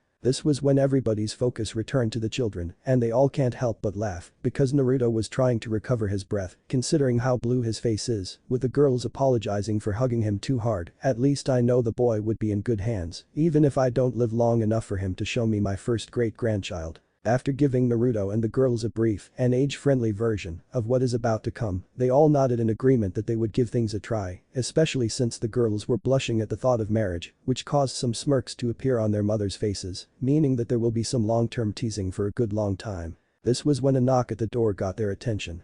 Removing the seal, enter. Hiruzen replied to the person on the other side, having a good idea what the reason is for being disturbed. The door opened to reveal Weasel, Aka Itachi Uchiha, Lord Hokage. An emergency council meeting has been formed, and you, as well as young Mr. Uzumaki's presence has been demanded. He said. And why didn't my secretary inform me? Hiruzen asked, while having a pretty good idea who called the meeting. Though she was getting too full of herself, so we thought that a trip to Ibiki would make her lose a few pounds from her head. Itachi answered, keeping a perfectly straight face, although those that knew him knew that he was more than glad to send her toward said man. Hiruzen gave a small sigh, knowing that he would need to start looking for another eligible secretary, one that wasn't suggested by the civilian council, since he was sure she was one to give them information that their eyes aren't allowed to see. Very well, me and Naruto will be on our way. You and Kat will be escorting Miss Aiko to Naruto's apartment and guard her while we fact the council. He said, as everybody got onto their feet and go their separate ways. When they all started to walk towards the door, don't forget the rest of your stuff, Misaki. Naruto said, making sure that his friend didn't forget the stuff that would help start her out on things in life. Oh yeah, thanks Naruto. Misaki said, before giving him a quick kiss on the cheek, before heading towards the room she left them, causing the other 5 girls to glare at her, not knowing that they are feeling jealousy for the first time. When she came back, Naruto turned towards the mother, hey, if it's not too much trouble, but would any of you be kind enough to take Misaki shopping for more stuff?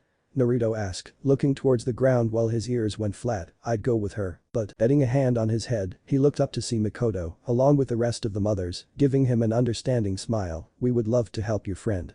She said, getting nods of agreement from the other mothers. When he started to smile, his ears went up, along with his tail starting to give a small wag. He was in danger of being smothered by 4 grown women again, along with Hiruzen in danger of perverted thoughts, since they would pick him up and hug them against their chests. In fact, we would be more than willing to take you out shopping as well Naruto. Get you everything from clothes to the stuff you'll need in your apartment. Are you sure? Naruto asked, feeling concerned about the people he just met. I don't want you to. He was stopped by Asami, everyone glad that the boy was still selfless, despite the selfish nature of most of the village. No Naruto, we want to, and it's the least we can do for our friend's son.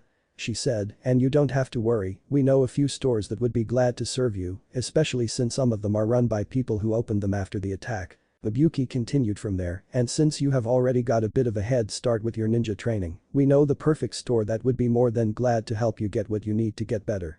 She said with a smile, the owner is a good friend of ours, along with a good portion of the ninjas, especially your parents, so he should be more than glad to help you with all your needs. Naruto gave them a thank you, while Hiruzen noticed the look on the women's faces, and while he too would recommend the ninja shop they are talking about to Naruto, he also had a sneaky suspicion that these ladies are probably planning to play matchmaker with said friend's daughter, who, like him, is nuts about weapons and a bit of a tomboy. Over at said weapons shop, a 5-year-old girl was watching her father making kunai when she had a weird feeling hit her in the heart. After looking around, she shrugged her shoulders and went back to watching her father at work. Back with the main group, Hiruzen and Naruto separated from the rest of the group, with Raven and Butterfly being the lookout for the girls, especially Misaki, when she is dropped off at Naruto's place. Last thing anybody wants are the villagers doing something really unforgivable. Even though he is still getting used to his body changing so much, with his tails just seem to be floating with the breeze as he walks, he was already thinking the possibilities of how they can be of use, whether fighting, or pranking, or shopping, or cuddling with the girls. Where did that come from? He thought, while a blush appeared on his face. Seeing the blush, Hiruzen, along with the Anbu, couldn't help but smile, because it was apparent that Naruto's heart became linked to girls his age, yet it's going to be a long time before he understands what his heart is telling him, especially if they keep a certain perverted Sannin from corrupting the boy in the ways of the human flesh. Hiruzen was tempted to tease the boy, yet at the same time, he knew when to keep his trap shut, since the boy would probably counter what he would have said with using his future nuptials as a way to bruise his perverted ego. When they reached the doors that led into the dreadful council chamber, made so because there are a bunch of civilians who try too hard to stick their noses into things that they shouldn't be, especially if it involves things that they have no clue on, like shinobi matter. and judging by the screaming, said group was going full charge with their vendetta. Giving off a small sigh, all four in the group, Hiruzen turned to face Naruto. "Are you ready to face the music?" he asked. Naruto just shook his head. "Not really, but it's not like I have many choices in my life," Naruto said. This caused the other three to feel sorry for the blonde, since he was hardly given any choices involving his life. Looking up at them, "Anyway, do you have any sound seals for the civilian council?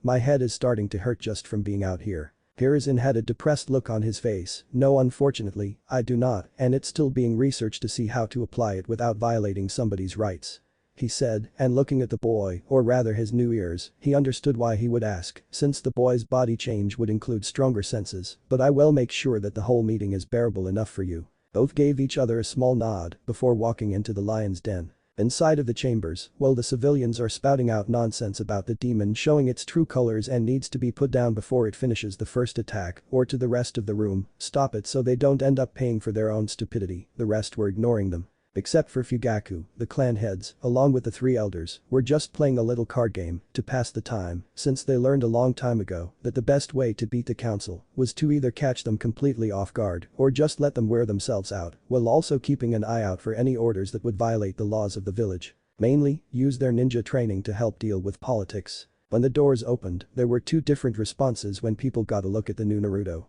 On one side, the one with the liberals looked like they were getting ready to have a heart attack, even though they don't seem to have hearts. On the other side, there are some that looked shocked, there's some that were curious, two were neutral, and the last two, the only ninjas ex-ninjas in the room, were about to have a girly moment. Things were neutral until Naruto learned an important lesson that he will remember for the rest of his life. Slam. Yo. To make sure all tails are closer to his body whenever anything closes. Open the door. Open the door. He yelled out in rapid fire until Hiruzen ran back and did as ordered and closed them as he watched as Naruto was holding the tails that were caught. "Are you feeling alright, Naruto?" Hiruzen asked, feeling a bit responsible for making sure his grandson didn't get hurt even if it was accidental and also not his fault. "Yeah, I'm fine, Gramps, just feeling really sore," Naruto answered, while in the background, the elders and clan heads were rolling their eyes from their designated spots because the civilian were throwing insults towards the boys. When the Hokage walked towards his chair with an evil look on his face that spelled trouble for those who are seriously pressing his patience. When he got to his spot, Naruto, who, even though his ears and tails are twitching slightly, he looked towards the civilian council and used a line known to be used by one shinobi. "Did any of you say something?" Now all hell really broke loose, with the civilian council losing their minds because, in their heads, the boy had the gall to treat them like they are lower than him, while a good portion of the rest of the room broke out laughing, or giving a slight chuckle, with the exception of Danzo and Hiashi, who even though tend to keep a tough exterior, but were laughing on the inside, while also respecting the boy's courage at facing such worthless opponents. Shibi, since nobody ever seems to know what he and the rest of the Aburam clan are thinking, or if they are capable of expressing emotions, and Fugaku, mainly because he believes himself to be above everybody else and don't like it when anybody has the nerve to say otherwise. Deciding to get down to business, Hiruzen released a strong wave of killer intent as his gavel to tell everybody to settle down and shut up. Seeing that everything is in order, "Alright, now that everybody is here, what is the meaning behind calling this meeting?" Hiruzen asked, although he already got a good idea on what it is going to be about. "Lord Hokage, we have warned you about how letting the demon live could prove fatal to us all, so we demand he be removed from the village, either by death or banishment," one civilian yelled out. Hiruzen pinched his nose, already feeling the headache, while the rest of the former ninjas looked at the other side, finding it amazing how they keep accusing Naruto of things when they don't seem to provide one bit of proof, which in this case, since the third walked in without a mark on his body, then, what makes you think I have been attacked by Naruto? Hiruzen asked, and what proof do you have of Naruto's so-called attack on me? Because of the fact that there was a bright yellow chakra that came from your office. Another yelled out, and since some of us seen that demon enter your office, obviously he decided to show his true colors. Next thing anybody knew, said council member lost their job when an Anbu took that person to Ibiki. This was when Danzo stepped in, and how do you know that young Naruto has actually attacked the Hokage?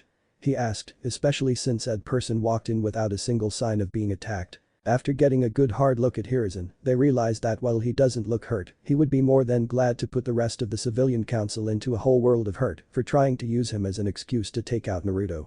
So if the Debrat didn't attack her Lord Hokage, then how do you explain that? The councilwoman asked, pointing towards Naruto, who didn't look fazed by all of this, especially with all of the finger pointing that he is going through. Oh that is a new bloodline that is just making itself known. Hiruzen answered for Naruto, keeping it in a half-truth. That attack on Naruto's birthday seemed to have damaged the seal to where if I hadn't to fix the seal to keep the Kyuubi from breaking out and Naruto from absorbing too fast. And knowing what was about to be said, and no, if I didn't stop it, the fox would be back, one way or the other. All the civilians were white as a ghost at hearing that. Everybody else knew that their Hokage wasn't telling them everything, yet if it involves Naruto, they can understand why, since a good portion of the village is full of self-righteous bastards using other people's death as an excuse to do the inexcusable. They are willing to wait until the civilian council and Fugaku leaves after the meeting is over before asking questions. The ones who have a pretty good idea what is being hidden are Shikaku, Hiashi, Shibi, and Fugaku, along with Danzo, Hamura and Kaheru, having a good idea what laws that Hiruzen is trying to keep from getting abused, especially a certain law that was written but never used because at the time, all clans were just barely getting off the ground themselves. To put it simply, while some villages have practiced it once or twice, although some were more forced, in Konoha, Naruto would be the first, even though his clan had their own home outside the village. Knowing that the gears are turning and what they are planning, yet like some things, when it comes to politics, it's usually first come, first serve, and since Naruto is the holder of two bloodlines, along with being the true heir and last member of the Uzumaki clan, I hereby place him under the Clan Restoration Act. He said, getting everybody's attention, with a minimum of 3 girls to join his family, which he well allowed to choose by his 16th birthday, and by his 18th, 1 or 2 of them should be carrying a child. Now this got a whole bunch of different reactions from the rooms, with some of the civilians trying to either deny the boy before he makes spawns, some because they don't want Naruto to gain access to the Uzumaki funds that they themselves have been denied to, change the crot to a ridiculously younger age, or number, or even have it where they choose the future wives, mainly their own daughters. And rest of the council, well, some were shocked that Hiruzen would even suggest that, especially to a young child, yet they kept quiet, although Fugaku was thinking of ways to stop the young demon from becoming stronger than the Uchiha clan. Deciding that he has had enough, silence. Hiruzen yelled out, making the room, getting things back on track. I have looked up the laws, and I also know that since the Uzumaki were, or rather, soon to be are, a ninja clan, then you don't really have too much of a say in the matter. He said with small smiles, and before any of you so much as think of trying to have your daughters and granddaughters on Naruto, just so you can gain access to what's rightfully his, remember, he is still a child, so if you so much as try to rush things, I will sick the ice queens on you. This caused a lot of people to shiver, because there were only 2 things that would the small group to attack. 1 is when any kind of pervert that can't take the hint, 2 if you mess with their little brother. Deciding that he had enough of this farce meeting, okay, now I call this meeting to an end, and I don't feel like listening to any more backtalk, so leave now, or I won't be the only one throwing you out. Hiruzen said, giving them a look that reminds them that the title god of shinobi isn't just for show. The room was cleared of civilians, with Fugaku not too far behind, some of them giving Naruto a slight glare, which was ignored before they left. When it became just Naruto and the high-ranking officials that still know the difference between politics and actually doing what they're supposed to do. When the door closed, Hiruzen gave his next order, all Anbu in the room, leave, and be on the lookout for any eavesdroppers, especially if they are council members or Uchiha. A few poofs were heard. Brute, you as well, make sure this conversation stays private. Danzo yelled out, which was followed by another set of poofs. Originally, Roots was meant to be beyond Black Ops, doing things that even Anbu would be restricted to do, especially if it involves doing things without getting fingers pointed at the village, which was heading towards getting disbanded by Hiruzen because what they do tends to question how far one would go for one's village. After a talk between the 2 friends, it was agreed upon that Root would be a subdivision of Anbu, with Danzo in charge, while still reporting straight to Hiruzen, and a major makeover of the group by making sure that, while still soldiers of Konoha, they still have their humanity through emotions, and there would be no more recruiting of any kids who haven't even started the academy yet. All clan heirs are especially off limits. Like everything else, it was a bumpy start, but Danzo did see better results when his troops are fighting from the heart, and he was able to see things from his friend's point of view on how life should be treated with love, not peace. Now, he was able to enjoy the joys of family with his wife, children, and grandchildren. After everybody grouped up around Naruto, Hamura was the one to speak up. Alright old friend, what could cause you to play somebody as young as Naruto into a program that is supposed to be given to him when he is at least close to becoming a teenager? The man asked, since he is like a walking law book, which helps Hiruzen and the elders completely whenever they go over the laws and make sure the civilian council don't try to put in false laws to take power from the shinobi and give it to them. Yes, Hiruzen, Kaheru said, wanting to know what would cause her old friend to make such a move. Usually, you would usually be the one to prevent such things from happening to Naruto, so why the change of approach? Hiruzen gave a small sigh, but Shikaku was the one to answer, because if he didn't, then the civilian council would have, and the laws would be on their side, because they would have said it would be. He started to explain. For the good of the village. Soon finished, when she and the rest figured out that this was more for protecting Naruto in the future, while making sure the boy doesn't have to deal with dirty politics at such a young age. God, I hate that line. Don't we all, Danzo said, since he and his comrades heard that line used so many times, by so many sides, it's just so sad on how they are used. There are times when it's used more as a shield to give certain people a reason to do such despicable deeds, that it seems hard to tell if anybody truly knows what it's supposed to mean, including us. Indeed, Shibi said, deciding to continue business, yet right now, I'm curious what things you have been hiding that you didn't want the civilian council, or even Fugaku Uchiha from finding out. Would you please explain it to us now? Hiruzen looked at Naruto, since it was mainly his secret that includes others, to tell, who gave him a nod of approval, since the boy is a good judge of character. So the Sandaime told them the whole truth, from how Naruto got his fox features, and how the fox itself is now getting a new life as a girl named Misaki Aiko. After everything was told, everybody understood right away why he kept that part away from the wrong element. Tsume was the first to speak up. Wow, it's a good thing you decided not to tell them that. Those idiots would go too far on their so-called revenge to destroy both of their lives. She said, everybody else giving the Hokage an understanding nod, while also making sure not to scare Naruto too much on what could happen, especially to Misaki. Turning towards said boy, Naruto, I would like to meet Misaki and get to know her better. As would the rest of us, Hiashi said, getting agreement nods from the rest of the group before turning towards the Hokage, and when you brought up Ikra, I get the feeling that it would be the other thing that you didn't want anybody else to know, Lord Hokage. Hiruzen gave a small nod. Yes, long before we received the notice of Naruto's so-called fate, young Naruto was tackled by 5 girls, 4 mothers, and 2 of my Anbu, hugging his tails. This caused the group to laugh at the first apart, yet their jaws dropped after hearing that 2 Anbu, people trained to be professional when on duty, would just drop everything just to have a girly moment. And after helping Naruto not to get smothered to death, we put up a privacy seal and told them everything, from his lineage to his bloodlines, and when I brought up Ikra to the mothers, I guess you could say that in the future, Naruto already found his first set of brides. He then turned to the boy, who was blushing a bit, even though he has no idea why. Naruto, how did you feel about those girls that never left your side the entire time you were telling your story? Naruto was blushing a bit more. I'm not sure, it felt good, but I don't know why. He started to explain, the best he can since he is only 4 years old. It's like every time they smile, I feel happy and want to do all that I can to keep them smiling like that. Everybody smiled at this because they knew the boy would be going places and he won't be traveling alone. Choza walked up to the boy and gently placed his hand on his head, getting his attention. Relax Naruto, sometimes the heart tends to know more than you do. He said, giving him advice that even he could understand. So Lord Hokage, who are the girls that would help Naruto restore his clan? Inochi asked. Him and Hiashi felt a cold shiver going down their spines, which usually meant that their wives wanted to have a little talk with them, meaning that they listen and take whatever order they are given. Hiruzen's smile turned into a smirk, one usually reserved for Naruto whenever pranks are involved. Some days, he understands the pleasure Naruto goes through whenever he decides to pull a prank on an unsuspecting target.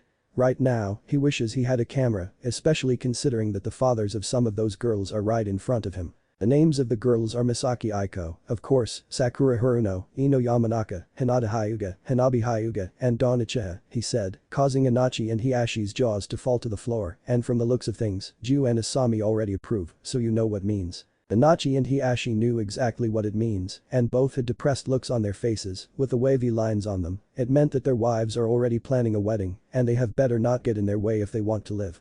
Inochi was the first to recover. Well, at least we know the boy than the alternative. He said, with a small smile. Hiashi looked up, with a smile of his own. Indeed, compared to some other options that I wouldn't wish on anybody's daughter.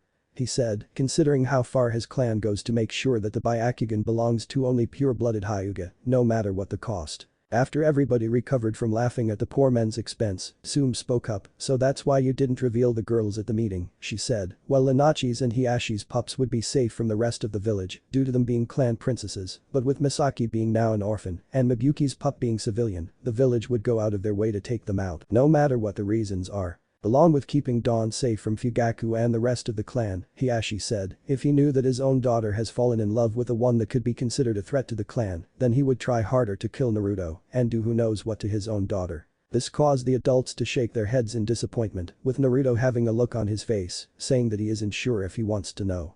Anyway, I believe that we have kept Naruto away from his lady friend long enough. Hiruzen said, knowing that Naruto would want to spend the day helping Misaki getting used to having a flesh and blood body for the first time in her life. So shall we get going, Naruto? He asked, and since it's close to lunchtime, I bet AM would love to meet Misaki for the first time. Naruto gave him a big grin because it also meant that he would be getting ramen for lunch. Yeah, I can't wait to show the village to Misaki now that she can see things with her own eyes. He yelled out excited before running towards the door.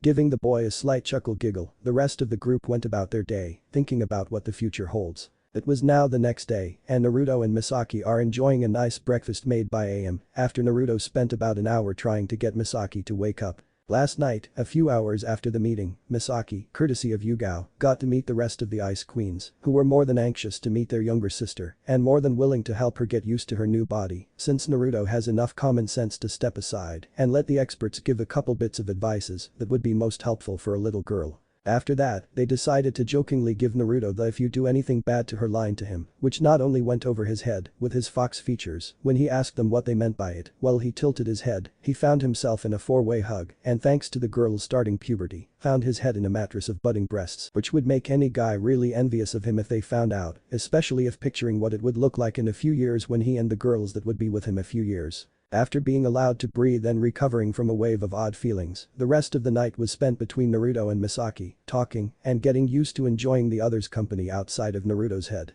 Act 2 today, Hiruzen dropped by the stand about a couple of hours after Naruto and Misaki had lunch there, which included AM giving Naruto a tight hug, although unlike the ones that came before, AM wasn't much older than him, was just her hugging him from behind while he is sitting on his stool, with her standing up and petting his ears, along with stroking his tails, that it took both Tucci and Misaki to snap her out of her little girly moment.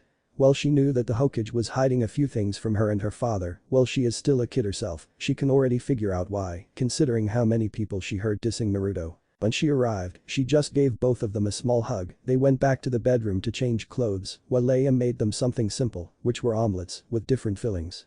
Ham and cheese for Naruto, salmon and cream cheese for Misaki, and for herself, a veggie omelet, while they all had a glass of orange juice to wash them down with. They had a nice conversation, with AM getting to know Misaki a bit more, especially the stuff that she knew the Sandaime was trying to keep away from certain ears, especially the ones with really violent owners. And the fact that AM accepted the fact that Misaki was the Kyuubi, and now, a human who is finally being allowed to live her own life again, is a big relief for both kids. So Misaki, how does it feel to be human for real? AM asked. After taking a sip of her juice, different, but still, feels good.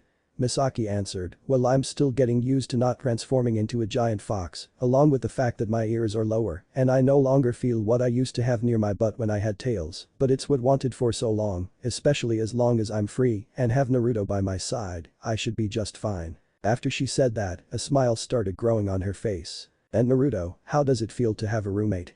Especially a girl roommate, AM asked, wanting to put the boy on the spot while making sure she doesn't end up being the one to give Naruto the birds and the bees talk a few years ahead of schedule. Well, it's nice to not being alone at night.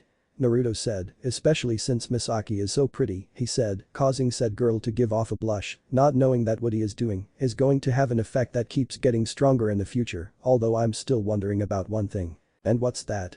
AM asked while taking a drink of her orange juice. Well, Gramp said yesterday that Misaki and a few other girls are going to be my future wives, and sounding like we are to rebuild a clan, Naruto said, finally starting to wonder what was said during his day-long ordeal, but how are we supposed to do that? This question caused AM to start choking on her juice and Misaki to have a dreamy look on her face, trying to picture her life with Naruto, without the extras that would be enjoying their lives with him as well. After recovering from her ordeal, AM wasn't sure how to approach that since she herself, who is only 5 years older than the two, had only learned about the birds and the bees from her parents about a couple of months ago, and even though she comes off as a know-it-all when it comes to certain things, the answer to Naruto's question is just too embarrassing, at least for her, to explain about to somebody who probably isn't ready to hear it. As if answering a prayer, knock knock knock, somebody was at Naruto's door.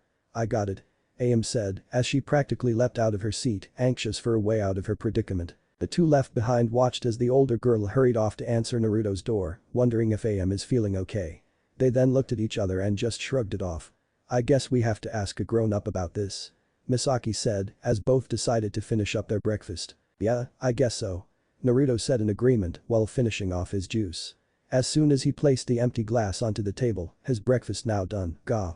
He got tackled by 5 different colored streaks, which revealed the 5 girls Naruto and Misaki met in the Hokage's office, while said girl's right brow was twitching because her time with Naruto came to a literal crashing halt. At the door, Mibuyuki, Mikoto, Ju, Asami, along with Tsume, with Kuramaru, Hana, and her trio of dogs, Inochi, Hiashi, and some guy that Naruto hasn't met before, were having a good laugh at the scene before them. Yet he can tell that he must be Sakura's father due to the fact that he has what appears to be naturally pink hair sticking out like a cherry blossom, along with sideburns that seem to double as a mustache. They laughed even harder when it became a battle once Misaki demanded that they make room for her.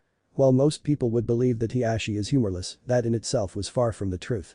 While he takes his job as clan head seriously, along with being a husband, father, brother, uncle to his family, he also isn't afraid to show his happiness whenever he is with his family and friends. One of the things he refuses to find humorous in the slightness bit, especially when it comes to the main house and his ex-clan elders, is how they look down on both the branch house and others they consider beneath them just because they come from an elite clan, acting similar to most of the Uchiha clan, which is one of the main reasons behind the rivalry. Things were going good at what they were watching, Yo.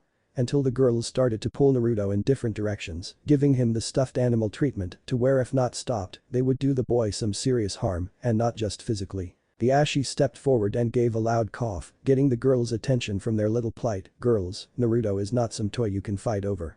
The girls looked down, feeling ashamed, while releasing their grip on him, realizing what they were doing to him, considering how he is rubbing the parts of his body from their little tug of war on him. Asami stepped up and put her hand on her husband's shoulder, taking over from where he started. Girls, we know how excited you are to be with Naruto again, but what you just did was something one shouldn't do to another human being, ever. Tackling because you miss, even really like somebody, is okay, especially if you have feelings for the boy, causing the 6 girls to blush, even though they have no idea what feelings the woman is talking about when it comes to Naruto, but treating him like he is some toy, some kind of doll, mainly, some kind of possession, to where you don't want to share him with others. That is something you should never do to any living being. Realizing what they were doing to Naruto, we're sorry Naruto. Ino said, as tears were coming out of the girl's eyes, feeling bad that, unlike yesterday, which was more peaceful, more respectful, today, but just a few minutes ago, they treated their new friend badly once they tackled him. Yeah, Naruto sorry. Dawn said, we were so excited to see you, we ended up treating you like how our mothers act whenever there is a sale at the clothes store. It's okay girls, just be more careful next time. Naruto said, while placing Hinata and Sakura in an arm hug while wrapping the rest in his tails to help make them feel better. Meanwhile, it was the mother's turn to blush because of the fact that even though they are the best of friends and all are, or were, great kunoichi, yet whenever they come across a clearance sale at one of their favorite stores, well, bets are off and everybody better steer clear if they want to live. It didn't help matters any when Hana, the husbands, and even the dogs were laughing at their expense. Deciding to change the subject quickly, okay Naruto, Misaki, are you both ready to go shopping? Ju asked, wanting to get the spotlight off of her. Yes, we would. Misaki said, feeling better, although she put on a pout along with the rest of the girls because they were enjoying being hugged by Naruto, even if the hugs were by tails. Yeah, sure. Naruto said as he walked up to the group. When he noticed a new face, who's this? Naruto asked about the man standing next to Mibuyuki. Mibuyuki had a bit of a blush on her cheeks because she didn't get the chance to introduce her husband, who decided to introduce himself. Hello Naruto, my Kizashi and I'm an old friend of your father's. The man said as he offered a hand. When he shook it, Naruto asked, so where is, what do they call them, tie-dye shirt? This had 2 different reactions. The man released the boy's hand and dropped his head while a storm cloud appeared over his head and everybody around him, other than Naruto and Misaki, started laughing giggling at his expense, especially his own daughter. Apparently, this isn't the first time made a crack at him, especially due to his pink hair. While his family is known for their natural pink hair, unfortunately, for the men at least, makes them wide open for jokes, especially, although these tend to go too far when pointed out what side of the fence they sit on. Once or twice, he had a couple of friends who did use that joke on him, and when he tells them how it hurts him, well, one friend apologized and promised not to do it again, which that person never did, and the other, well, stopped being a friend and became a bully instead. Deciding to get going while the going is good, okay everyone, let us be off. Mikoto said. Wait. Naruto said, putting on the brakes, first, me and Misaki have to help AM with the dishes. AM waved a small hand up, no Naruto, it's okay, I can handle it myself. She said, appreciating all the times Naruto would try to help her. Not wanting to hear any of it, no, you're going to get some help, whether you like it or not, even if it's not from me. He said, as he walked towards a window, knowing that an Anbu would be watching. While getting curious looks from everybody in the room, Naruto opened a window and yelled out, "Hey, somebody tell Kakashi to get his butt over here now." While some people admired the boy's tenacity to order one of the village's highest-ranking ninja like that, yet at the same time, they knew that, even though nobody has any real obligation to listen to Naruto and he knows this, which is why he only does it when he needs something, and if the person who doesn't do it and has a good reason, he lets it go. If it's bad, then, depending on how bad the reason or the lie, a prank is in the immediate future, especially if they show up late.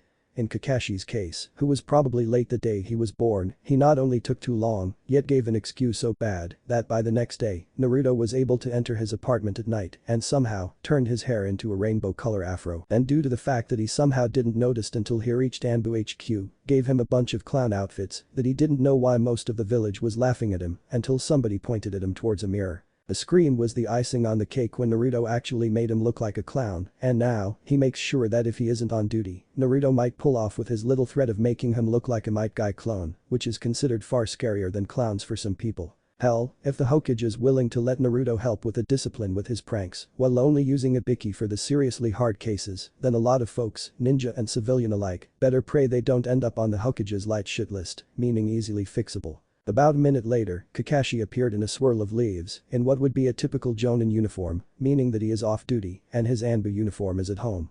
"You rang Naruto?" he asked, his nose in an Icha book, not realizing how much in the danger zone he is in. A threateningly slow Kakashi rang out, causing him to turn into a statue of fear, with his eye wide open, because while he can recognize the distant in the voices, which he gets every time he reads his book in public and is used to, but also recognize the voice itself. Stiffly turning his head towards the voice, he notices Mibuyuki, Ju, Asami, Tsume and Makoto had a look that promised severe pain, considering they were all cracking their knuckles.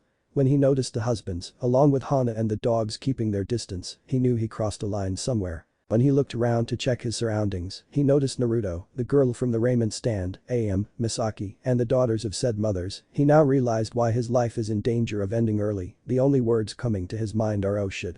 Deciding to save the poor fool, "Ladies, as much as I would enjoy seeing you pound Kakashi down to the ground floor, but I still need his help with something," Naruto said, causing the mothers to back down and Kakashi to release the breath he was holding while giving Naruto a thank you look, although he took the hint when Naruto looked at his hand, which pretty much told him to stash the book if he wants to leave in one piece. Sensing that the air has calmed a bit, "Anyway Kakashi, I need you to help Am with the dishes and, with all the bad people in the village, escort her home safely." Am blushed a bit because even though unintentional and supposed to be harmless, Naruto was making sure her crush was there to help her out and protect her, although some GIFs speculate the boy for playing matchmaker. Kakashi gave Naruto a curious look. "You called me here to help somebody with a chore and be a bodyguard for them?"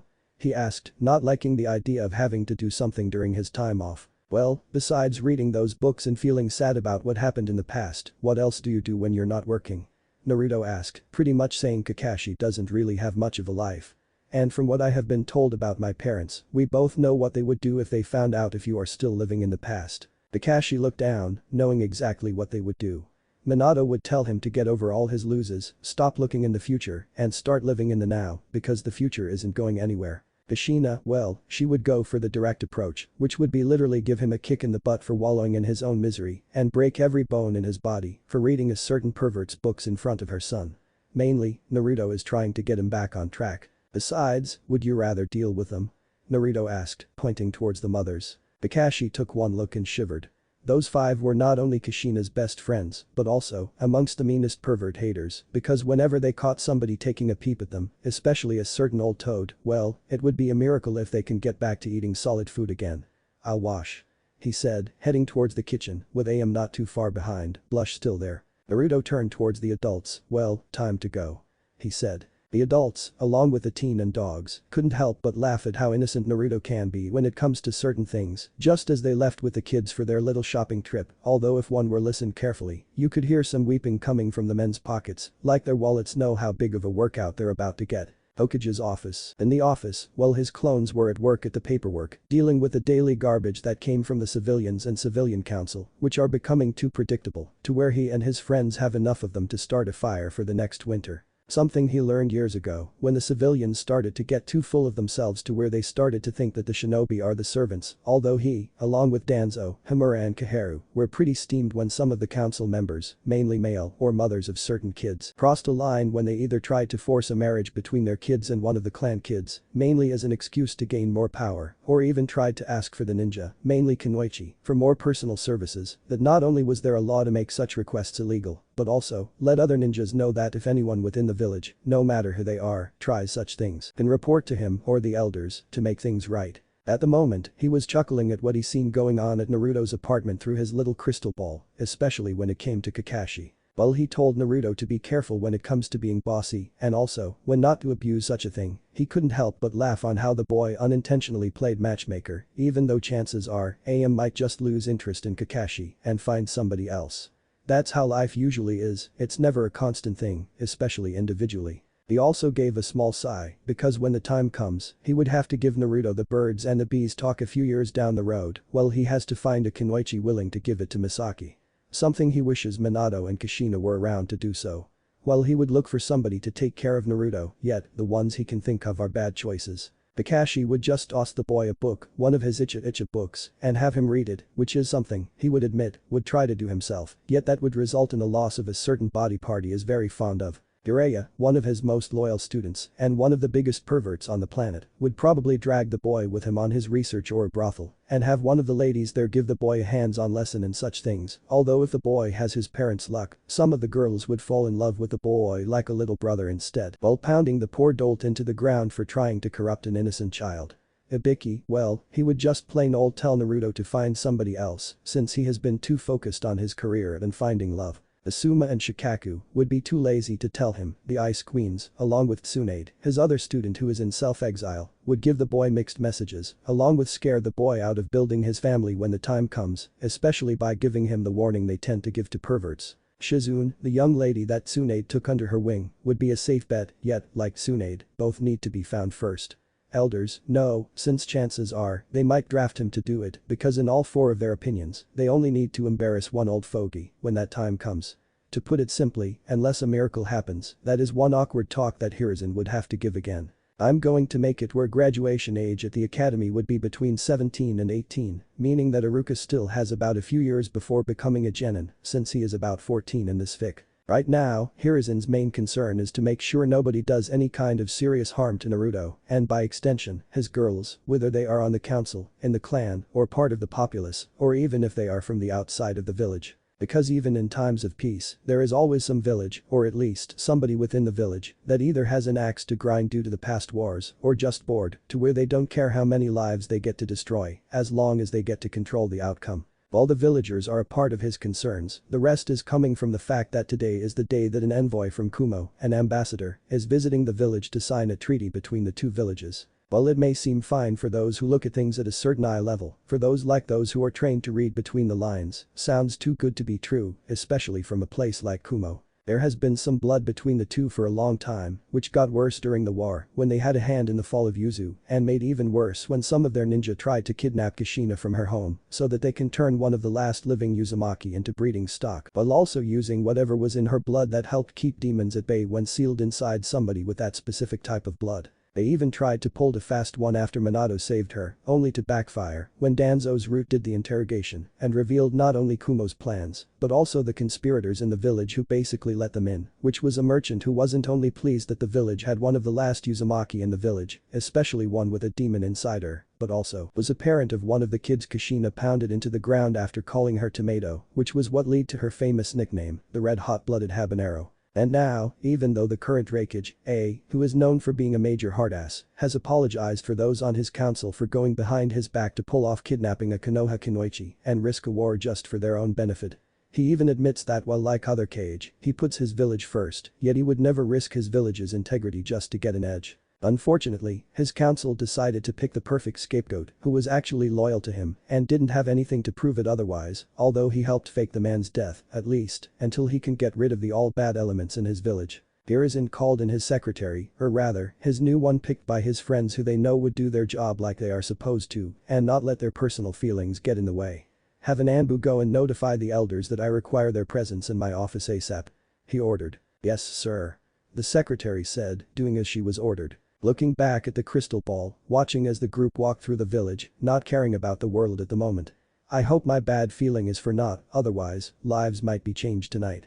He said to nobody in particular. Back with the group while walking towards the place that the mothers were talking about the other day, with Itachi joining the formation since he wants to make sure that Naruto, along with his mother and sister, stay safe from the wrong people, while also making sure to give Naruto some more male support since he, along with the husbands, are outnumbered 12-4, with Itachi making it 12-5 and 4 dogs. To put it simply, while Naruto might get away with a slip of the tongue or even compliment the girls, mainly because he is too young to know what he is saying, or the girls for what is being said, the rest, well, to put it simply, none of them better do something to ruin the mood of the day. Otherwise, it would either be the couch for a certain amount of time or the hospital, depending on the mood, especially if any of them go into overprotective father mode.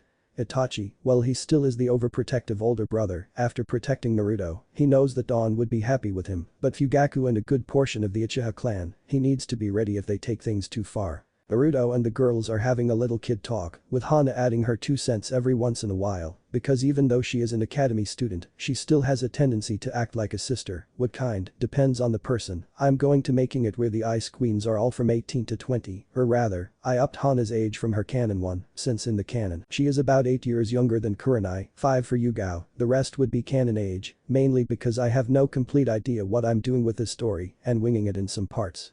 Deciding to start a little small talk, so Itachi, how do you feel about your little sister finding her fiancé so early in life? Hisashi asked, talking to the only, somewhat sociable male Uchiha in their group, since most of the clan tends to have a really bad god complex. Itachi kept his eyes forward, like Hiashi and Inochi, along with the women, because even though the kids are just having a good time, and are, or seem, to be unaware of some of the villagers sending evil looks, even murmuring, over not only Naruto's new look, but also, the fact that there are kids his age actually being friendly with him. While most of the village, ninja included, would know better than to try anything, especially with so many powerful people who are willing to protect and defend him from just about anything, and although there are still those idiots who just have to try their luck, especially at the backing of a council member or two. Itachi gave a brief look at Hisashi, not letting his guard down even by a little bit when his family, and the boy he sees more as a brother than his own brother, are in danger of somebody's bigotry. I feel fine with Dawn being with Naruto, even if she has to share him. Especially better than the alternative. Itachi said, referring to the customs that his father, along with a good portion of his clan, mainly elders and most of the higher grade Uchihas, enforces to keep the bloodline pure, meaning, she would be married off to Uchiha, a cousin, and if she gets her Sharingan early, even the Mangekyo Sharingan, she would be forced to give her eyes to Sasuke so he can get the eternal Mangekyo, while getting a pair of ordinary eyes so that she doesn't upstage the clan favorite to succeed. Fugaku Itachi lost that right when the clan felt Mikoto had made him too soft. Hiashi nodded his head, just as he caught a flying stone that would have hit one of his daughters, and sent it flying towards its sender, hitting a man right between the eyes, yet only hard enough to leave a bruise, as it knocked him out. Indeed, which is why I don't want either of my daughters to go through a tradition that should have stopped years ago, yet my former clan elders were a stickler to tradition. Asami, who was holding his hand, and after we had a talk with Tsunade about if what the clan is doing to keep the bloodline pure more harmful and good, well, and this is before we decided to have the twins. She said. And what did she say? Mikoto asked, while all the other adults and young adults were curious, especially Mikoto, Itachi, and Tsume, whose clans practice strict clan marriage laws. Hiashi gave a small sign. She says that it could actually destroy a clan, because even though the tradition started around the same time the clan became divided, and somebody is the cousin of somebody, yet by now, it won't be long until at some point, the clans start to marry their cousins who also happen to be their siblings, and that would also cause some serious health issues. He explained, getting everybody, including Itachi, to widen their eyes at the revelation, not needing to hear anymore at what that could mean. The clan gets destroyed from the inside out due to genes alone. Which is why we wanted to make sure our daughters don't become the next to uphold the tradition, because even though traditionally, one of them would have been the next heir, if the old council was still around, they might try to manipulate things to their advantage. Now they understood what Hiashi has been dealing with, along with making sure the new council works with him on reunification of the clans, but also, what traditions and what rules needs to be changed. And right now, the other clan to deal with, especially on Naruto's part, is the Uchiha clan, since he seems to be a threat to the pecking order that most of the Uchihas tend to follow. Basically, Mikoto and Itachi have their hands full, making sure their clan don't do something so reckless, especially against the village. Over with the kids, who were just talking away with each other, oblivious to the world around them, or rather, Naruto and Misaki noticed the glares from most of the village adults, yet they didn't really care. Which ticked them off, because some high official told them that they were doing some harm to the boy mentally and emotionally, yet here he was brushing them off, like, at least for them, like he was above them. And for the extreme bigots, especially the ones with kids who they have been training, brainwashing, into wanting to hate, even hurt Naruto to where they might actually kill him, starting to lose its effect on most of them, mainly from most of the daughters, who found Naruto's features to be really cute and wanting to hug him, while a small few of the boys became a bit envious of Naruto having animal features, and both sides thinking how cool it would be to have them. "So Naruto, how do you get your ears and tails to move the way they do?" Ino asked. Naruto just shrugged his shoulders. "I don't know, I think my ears just show how I'm feeling and my tails, well, not really sure." He started to explain the best he can, sometimes they do what I want and sometimes feels like they do what want to do. "So when you wrap your tails around us, was that you or were your tails acting on their own?" Hanabi asked, causing the girls to blush at the memories of feeling warm and secured while being wrapped by those tails. Naruto started to give off a little blush as well. "The first time, I'm not really sure. The other time, I guess, since you girls looked sad, I guess my tails responded," he explained. The girls felt warm inside because of the fact that the boy was concerned about their feelings. "So Naruto, besides new clothes, what else will you need?"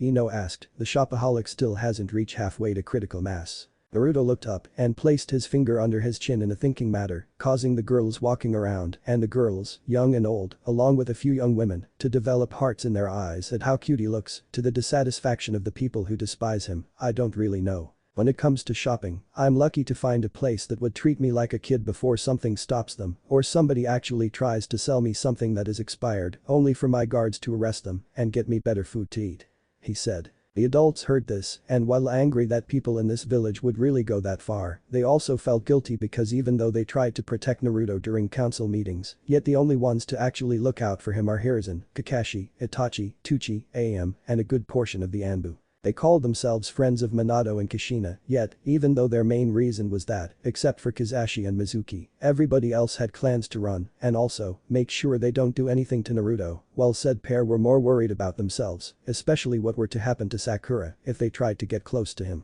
Noticing that they've reached their destination, "Okay kiddos, we're here," Sum said. The kids turned to see a two-story building with a sign that said weapons and stuff, which also had what looked like a kunai chasing a stick figure that is running hard. Noticing Naruto looking a little nervous because unlike most stores, this one would be like walking into an armory and understanding why. "Don't worry Naruto, the person who runs the store won't do anything unless you give him a good reason to," Inochi said, and he also knows it's better to get to know somebody in person than to rely on rumors spread by people who don't know any better. Especially since his wife knows how to use all the weapons in the store. Itachi said, causing everybody male, including Naruto who has no idea why, to feel a strong shiver go down their spines. When they all walked into the store, a bell rang out, along with a seal lighting up, to let the people running the store know they have customers. "Why don't you girls go look around while we get Naruto and Misaki taken care of?" Mibuki said, getting a nod from the 5 girls, before they went off to check out the merchandise. When the girls left, an average-sized man with long dark hair that reached past his shoulders, with muscles showing that most of the weapons in the store were indeed made by his hands. Looking at the group, especially recognizing Naruto, even with the extra features, despite the fact that this would be the first time he met the boy, along with a red-headed girl that can pass as a mini Kushina. "Hello, Kizashi, Mibuki, Hiashi, Asami, Inochi, Ju, Mikoto, Itachi, Sum, Hana, how are you all doing?" the man asked. Kizashi answered, "Hello Masamune, we are doing fine. How about you?" Just as he, along with the rest of the group shook his hand. "Oh I'm doing fine. Just business as usual." As the now introduced Masamune answered, before looking at 2 kids, "And looks like, along with your daughters, you brought me 2 more future customers," he said, with a small smile on his face. Mibuki decided to reply, "Yes, and as you are probably aware already, this is Naruto Uzumaki," she said, introducing the fox boy and his friend, Misaki Aiko, pointed towards the redhead. "We are here to help them with their shopping, especially when it came to things they'll need in the future." Masamune nodded his head at this, for he too wanted to help Naruto, not caring if the civilian council, along with any hate groups, threw a fit and tried something on him, because they knew that if you piss him off, he would throw everything at them that would be considered a deadly weapon, whether from a bunch of kunai to the kitchen sink. Hell, one time, he threw the original Shikei no Cho trio at a few council members who were pushing their luck and knocked said council members, along with his weapons, out with 1 shot each. Turning to the pair, then I'll be more than pleased to help these young ones get a head start. He said, before walking up to the pair, I'll go get my wife Peggy. She is pretty much the one who handles the fabric part of the business. He said, just as he got ready to head towards the hall that connected the store to the smelting room, which also had stairs that lead to the residence floor where he and the family lives in. Excuse me Masamune, Mikoto said, getting the man's attention, is your daughter here? Yes, Tenten is here, Masamune said, she's upstairs. I'll go get her, so you can introduce her to lover boy there. When the man left, Naruto looked at the adults and, with a curious look, asked them what does he mean by lover boy. The adults couldn't help but giggle at the boy's question. You'll find out when you're older Naruto. Itachi answered. About a couple minutes later, Masamune came back with a golden brown woman that is about an inch shorter than him and a little girl that is a hair taller than Naruto, whose brown hair was put up in a pair of buns that made her look like a panda cub. Introducing the pair, Naruto, Misaki, may I introduce you to my wife, Peggy, and my daughter Tenten. He said, before noticing, after looking beside himself and towards the pair, said family members giving Naruto the stuffed animal treatment. A sweat drop appeared on his head because of the fact he never seen them moved and seeing his daughter drop the tomboy attitude to let her girly side take over. Even the other adults, along with the two young adults, had sweat drops, while the rest of the young girls looked like they wanted to stake their claim once again. This time around, Naruto took action, since it was just his ears and tails that were getting petted and the life wasn't being squeezed out of him. Excuse me miss, Naruto said, getting the two females' attention, would you mind letting go of me? I'm not used to having adults give me this kind of attention yet. Realizing what she was doing and noticing what her daughter was doing, which was invading somebody's personal space, Peggy's eyes widened before she grabbed Tenten by the shoulder and took a few steps back to her daughter's disappointment if the pout on her face was anything to go by. We're sorry Naruto, we don't know what came over us. Peggy said. It's fine, but I'm starting to become afraid if this becomes too much of a regular thing for me. Naruto said, while Itachi and Hiashi gave a slight shiver because they know that soon, Naruto will be getting his own fan club soon and chances are, compared to theirs, it might turn out to be astronomical. Deciding to get back to business, anyway, Naruto, Misaki, Peggy said, while she looked at both kids when she said their names, from what Masamune has told me, you two would like to have some new clothes made. Misaki decided to speak up, yes ma'am, well we don't know if you sell regular clothes, me and Naruto want to get some clothes to help with our training. Oh call me Peggy. Ma'am makes me sound like somebody who act like they are better than everybody. The woman answered, and while do sell civilian clothes, but more for our older customers that are either already ninja or about to retire. Then her mind caught what Misaki just said, training. You two look to be about 4 and you're already training. Naruto answered, well, by now, everybody in the village should know about some changes involving me, and I don't want to be anybody's punching bag, so I want to start learning on how to defend myself. He said, causing both Masamune and Peggy to give a really angry and disappointed look because they knew how the boy was viewed and all the attempts to destroy him, and since I have 2 bloodlines now, I don't want to depend on them too much unless I plan to scare some stupid villagers thinking that they can get away with starting something. And I'm not sure if I want to be a ninja, but don't mean a girl who can't learn to protect herself, right? Misaki said, getting a damn straight from Hana and the mothers, but hey, I still have time to decide, right? Of course, Asami said, only you get to control your life, everybody else, well, depends on who you are in the future. Not bringing up the fact that since Misaki isn't from a clan, then she isn't required to become a ninja, especially if you're a clan heir from an elite clan. Anyway, back to business, Peggy said, as she went to the counter to get her measure tape, along with a pencil and a pad of paper, I need to take your measurements and see what I can do. After doing the necessary measurements, along with making sure where to place the hole for Naruto's tails, okay, I should have everything ready for you two within a week or 2. She said, getting a nod from the pair before she turned towards the parents, don't suppose you want me to do the same thing for your daughters? She asked, because I'm pretty sure Tenten would probably want to join their training. Causing said girl to blush in embarrassment because what her mother said was spot on. I think we better ask them before we get in trouble with them. Itachi said, getting nods from the fathers, considering that they have been whipped by both their wives and daughters before they left, causing the wives to giggle. Itachi, Hana, why don't you two help Naruto and Misaki get the equipment they'll need for training? Mikoto said, getting a nod from the pair as the mothers left to provide backup for their husbands, and Tsume decided to stand guard to make sure nobody tries something. After getting the necessary items, from fake weapons to books on jutsus, with Tenten wanting to show the pair, mainly Naruto, around the store, they came across what looked like a bunch of swords that come in different shapes and sizes, yet look like they can combine into one big sword. Naruto took an interest in them. Are those a part of the same sword? He asked. Masamune, who noticed the spark that he sees all the time, whether ninja or future ninja, no matter what the age, that seemed to say somebody found their matching weapons.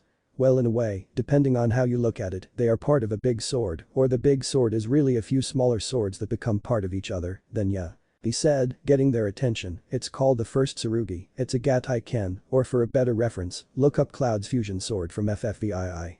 Advent Children movie, and each piece is designed to fight on its own, while also can be combined into a more devastating form. He explained, although my biggest problem is that I need to sell it as a full set, yet all the customers want to buy only a piece or two, especially after they find out how heavy the sword is when combined. He then looked down at his daughter, and I refuse to sell it to Tenten because I feel these swords because they won't fit the style she has been looking into, along with what her mother would do to me if I did. This caused Tenten to give a pout because when she gave her the puppy dog eyes, that got countered by her mother's don't do it if you want to live look. Apparently, mothers will overcome daughters' demands any day. How much are they as a whole? Naruto asked, getting everybody's attention. Masamune was about to laugh at the boy for wanting something that is hard to sell, even wondering how he plans to use all those swords when he noticed the boy's 9 tails, and it clicked that the swords would be perfect for Naruto, especially if the tails can be used like hands, then whether in one piece, all 6 pieces, or a mixture number, with the right training. Naruto would be a force to be reckoned with, along with whatever else he learns. Well my boy, those swords cost insert price here, but I think I'll give them to you for insert smaller price here, along with some training weapons, so that you can develop your style, and a sealing scroll so that way, nobody tries to force them out of your hands. He said. Getting a nod of understanding, okay, is there anything else we need to get?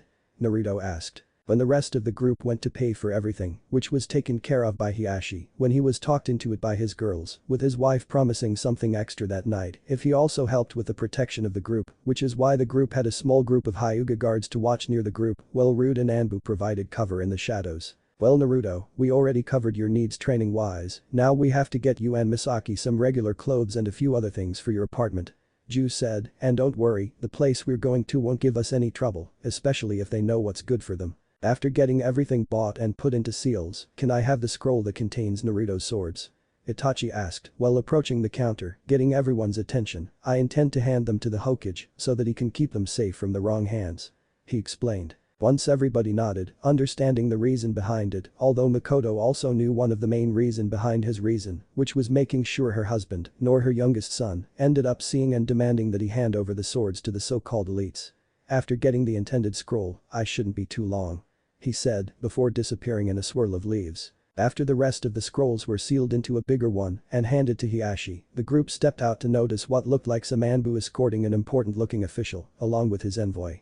Misaki was the one to ask, what is going on here? Tsume spoke up, that is the ambassador from Kumo, who is here to discuss peace between the villages. Makoto continued, after so many wars and a couple of other things done that could lead to more, right now, some villages just want to do whatever they can to prevent war. When the ambassador was checking out the village, Naruto noticed when the man's eyes landed on his new friends that they had a look that didn't write to him. When he took one look at Naruto, all kinds of alarms went off when the guy looked like he wanted to end him, which led to Naruto to unconsciously activate his Rinnegan eyes, which shocked the guy, before continuing on. Hinata was the first to notice Naruto with his eyes on.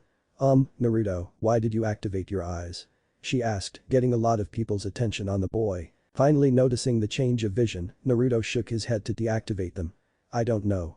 When that guy looked at you girls, something felt wrong about it. He said, a shiver going down his spine, but when he looked at me, I noticed he gave me a look like he wanted to do something really evil to me. The older portion of the group picked up on this as well, getting the suspicion that what happened to Kushina might be happening again soon. Do you know which girls in specific, Naruto?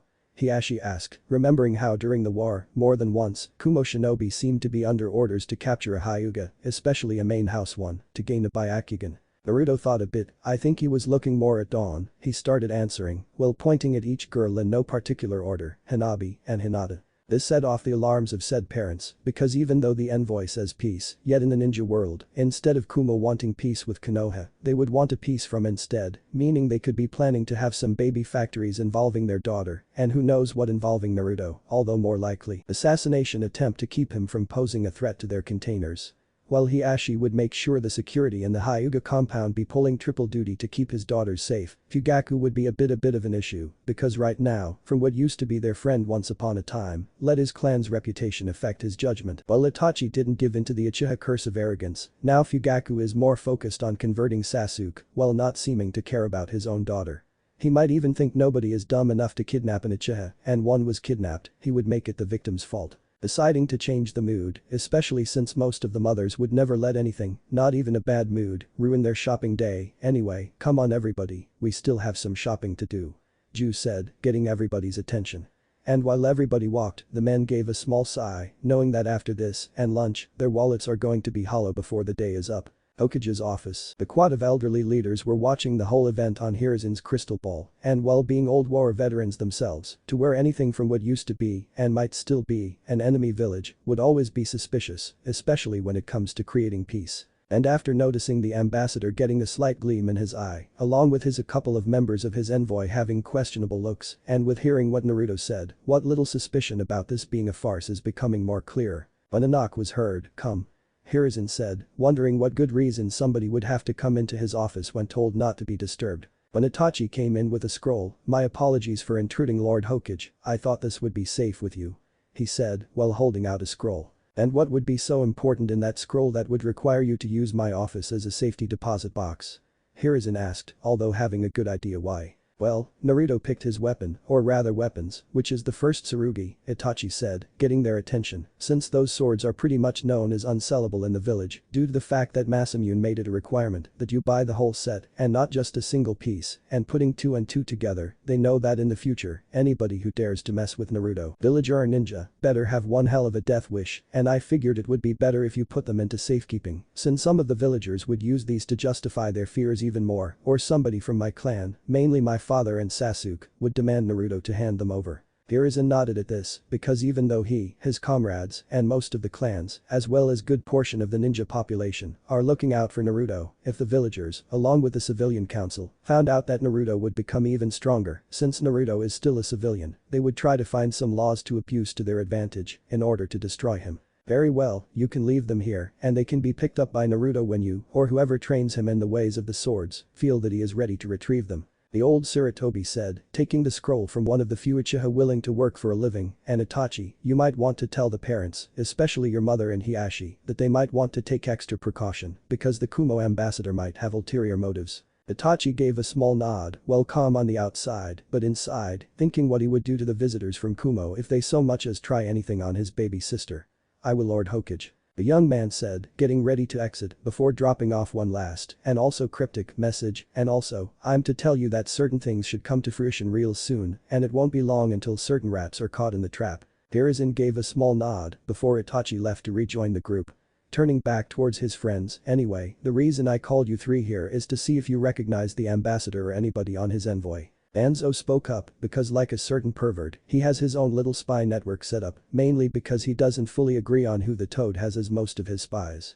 "The ambassador seems familiar, along with one or two members of his envoy, yet I would need to be here with you in order to confirm some suspicions." The other two elders nodded at this, agreed, Kaharu said, especially since one of them seemed to fit the description of one of the Kumo ninja Kushina described that tried to kidnap her all those years ago. "Well, either way, we need to make sure that our security is up for double duty," Hiruzen said, getting nods of agreement from the trio. Back to the hero. It is nighttime, and it has been quite a few hours since Naruto's and Misaki's shopping trip came to an end, along with dealing with store owners' employees trying to throw him out, only for them to be threatened to lose a lot of business from three major ninja clans of Konoha, one of them being the Hyuga, which is considered royalty, and except for one or two brave fools, nobody wanted to risk losing big bucks due to their so-called justified bigotry. When they started to head back from the raiment stand, some of the villagers decided to become brave enough to build up a mob with a little support from the civilian council and decided to stop the demon from brainwashing innocent young girls before he makes them give birth to his spawn.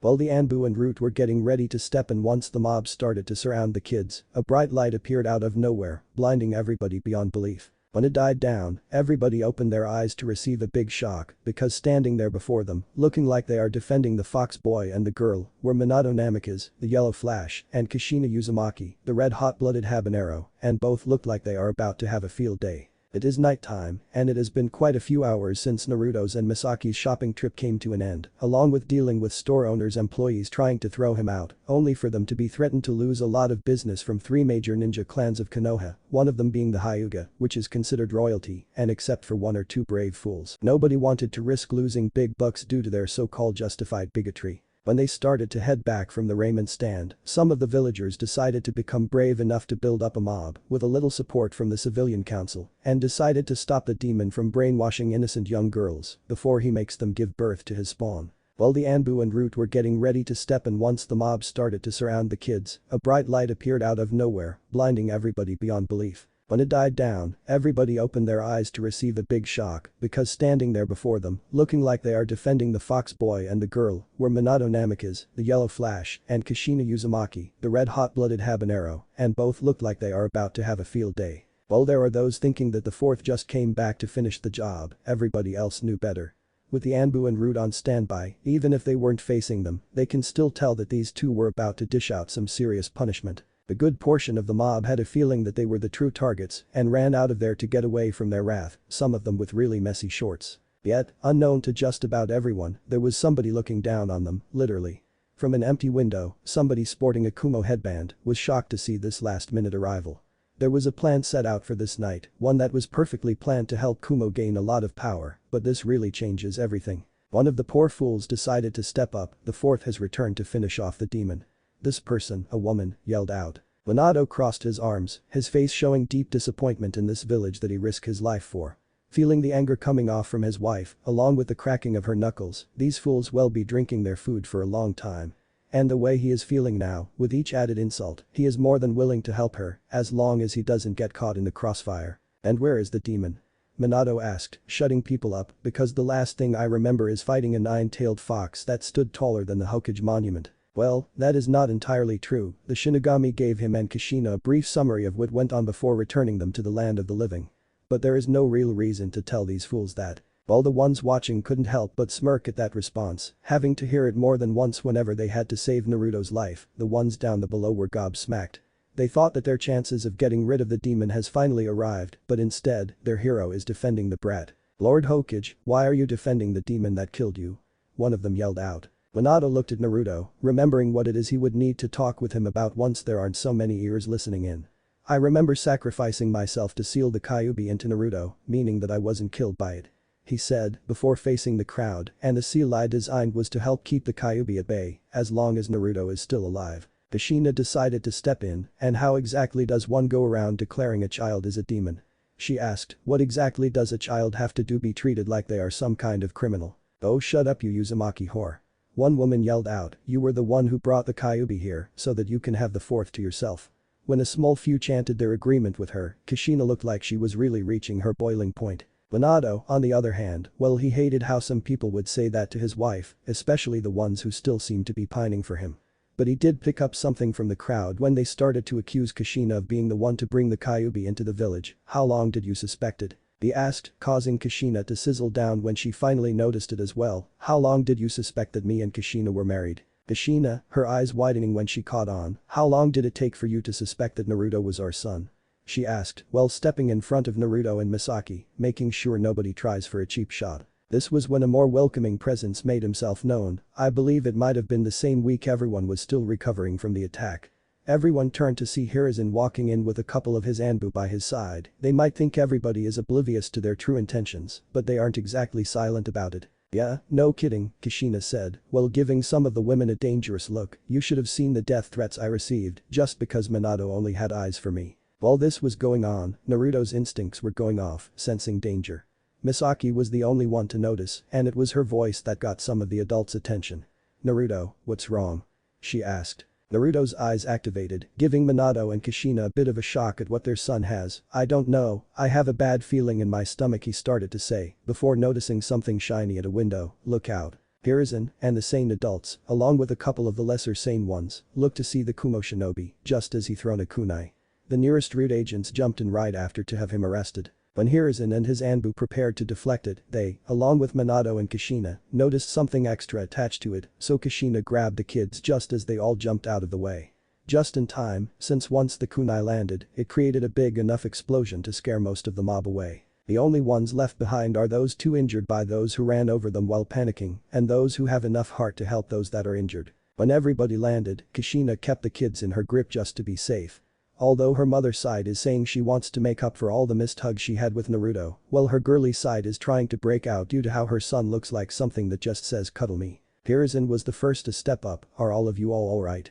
he yelled out. While the healthy ones were saying they were okay, along with saying what the condition is of their friends are, there was still one stubborn idiot. "We would be fine if it wasn't for." This was when Minato stepped up. "Don't you dare blame any of this on Naruto," he said, the mob being the gist of how much hell Naruto had to go through because him. "What just happened falls upon you, and whoever convinced you to try this pathetic stunt." The same idiot spoke up, not realizing how deeper in the hole that he is putting himself and his friends in. "What, you're saying that we have all been set up by that shinobi that came with the Kumo ambassador?" he said, not wanting to believe that the demon was bait. Confirming what he suspected, this was when the Root agent showed up with a now tied and sealed Kumo assassin. "Was this the one that filled your head with nonsense?" Hiruzen asked. Now said idiot decides to open his mouth, while the Anbu with medical training popped in to help the now shocked villagers. "Wait, you're the one that told us that we could get away with killing the demon brat," he yelled out. The Kumo shinobi couldn't help but laugh at their stupidity. "Don't blame me for your stupidity," he said, pretty much calling them pathetic. "You were just a distraction so that me and my friends could complete our mission." All this did was confirm some suspicions he and his friends have had since they overheard Naruto's comment. "And care to give us some of the specifics of your mission?" Hiruzen asked, causing the man to laugh harder, indicating that he has no intention of blabbing his mission so willingly. "Or should we have Ibiki use his charm on you?" Now this shut the Kumo ninja up because Ibiki was known as the shinobi horror story of what were to happen if you got caught crossing Konoha in any way.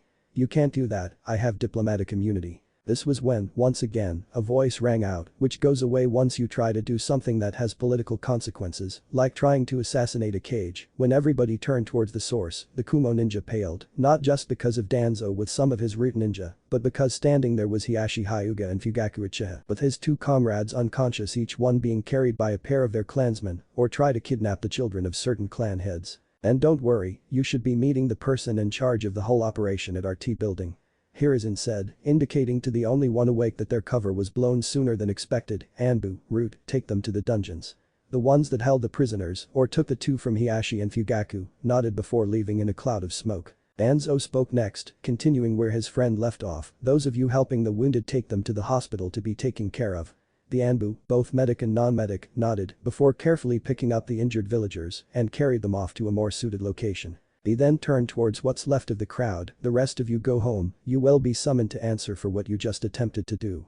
When the people started to leave, Hiruzen intercepted the idiot before he could speak. "And for once, keep your mouth shut, you are already in enough trouble as it is." Before the idiot can shove his foot any more deeper, two of his pals walked up and dragged his sorry ass away.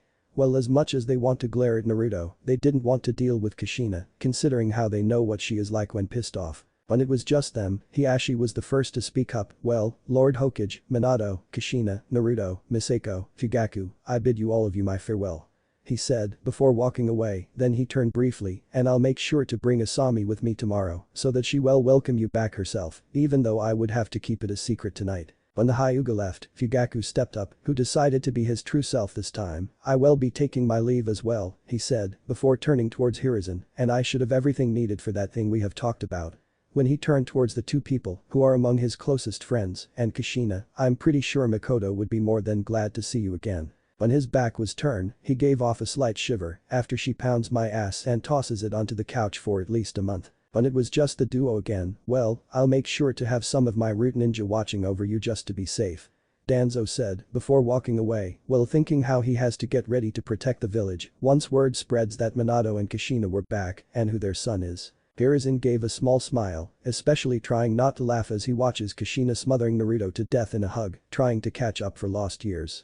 While Misaki stood to the side, not sure on what to think, and Minato was gobsmacked at how quickly his wife went from serious to loving. "Well, as much as I want to hear the full story of what happened, Minato, I'll let you and your family spend the next day or two catching up with each other," he said, feeling that the village can wait a bit longer before Minato and Kushina announced their big return. "Thanks Hiruzen, although I'm not sure where to stay," Minato said, giving the old man a grateful smile before turning towards his wife. "Kushina, you might want to loosen your grip before Naruto runs out of air." Kushina opened her eyes to notice her son was starting to turn blue, so she quickly released him. When Naruto started to regain his breath, "Sorry Naruto," she started to say, while she and Misaki were rubbing his back. Hiruzen gave a small chuckle at the scene. "Oh, don't worry about it, the house you bought is still around," he said, getting Minato's attention. "I took over ownership before the civilian council could get their hands on it, and I was going to give it to Naruto once he met one of your circumstances, but since you're both back, then all four of you can move in tonight." Kushina spoke up this time, after hearing that she will be returning home with her whole family this time around. "Thanks Gramps," she said, while Naruto was able to stand back onto his feet. "We'll stop by Naruto's apartment to pick his stuff up along the way." Hiruzen gave a small nod, and Naruto, "Don't worry about your apartment, the seals I placed on there are remaining strong," he said, seeing a relief sigh come out of the boy. "I will take my leave now, preparing the necessary paperwork for the upcoming council meeting." When it was just the family, along with Misaki, they all started off towards Naruto's apartment.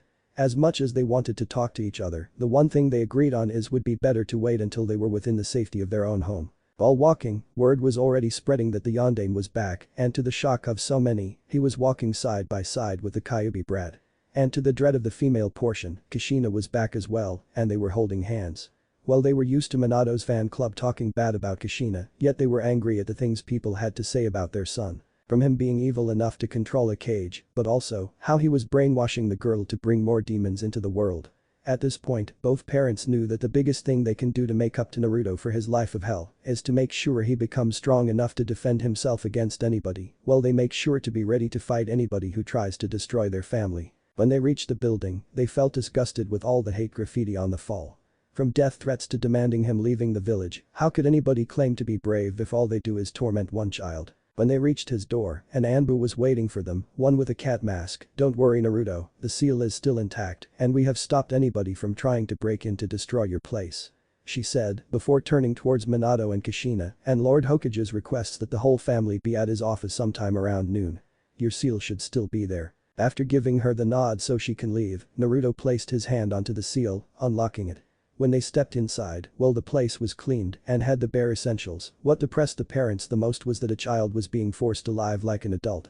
All alone, no toys or anything of joy that a child should experience, just an empty apartment to return to for so long. "Come on, Naruto," Misaki said, "let's go get our stuff." "Yeah, good thing we left most of it in the bags," Naruto replied, as both kids left. When the kids left, the parents took a small look around. It didn't take them too long to see that their son had almost next to nothing by any means. From only a few days worth of dishes in the cupboards to the rundown furniture, this was definitely no place for a child to live in by themselves. In some ways, they felt extreme guilt because they unintentionally became the catalyst of what Naruto had to grow up without. When Naruto stepped out of the bedroom, they watched as he went to grab a garbage bag from under the sink. Naruto, what are you doing?" Kushina asked. "Well, some of the things that I just got today are still in the bags.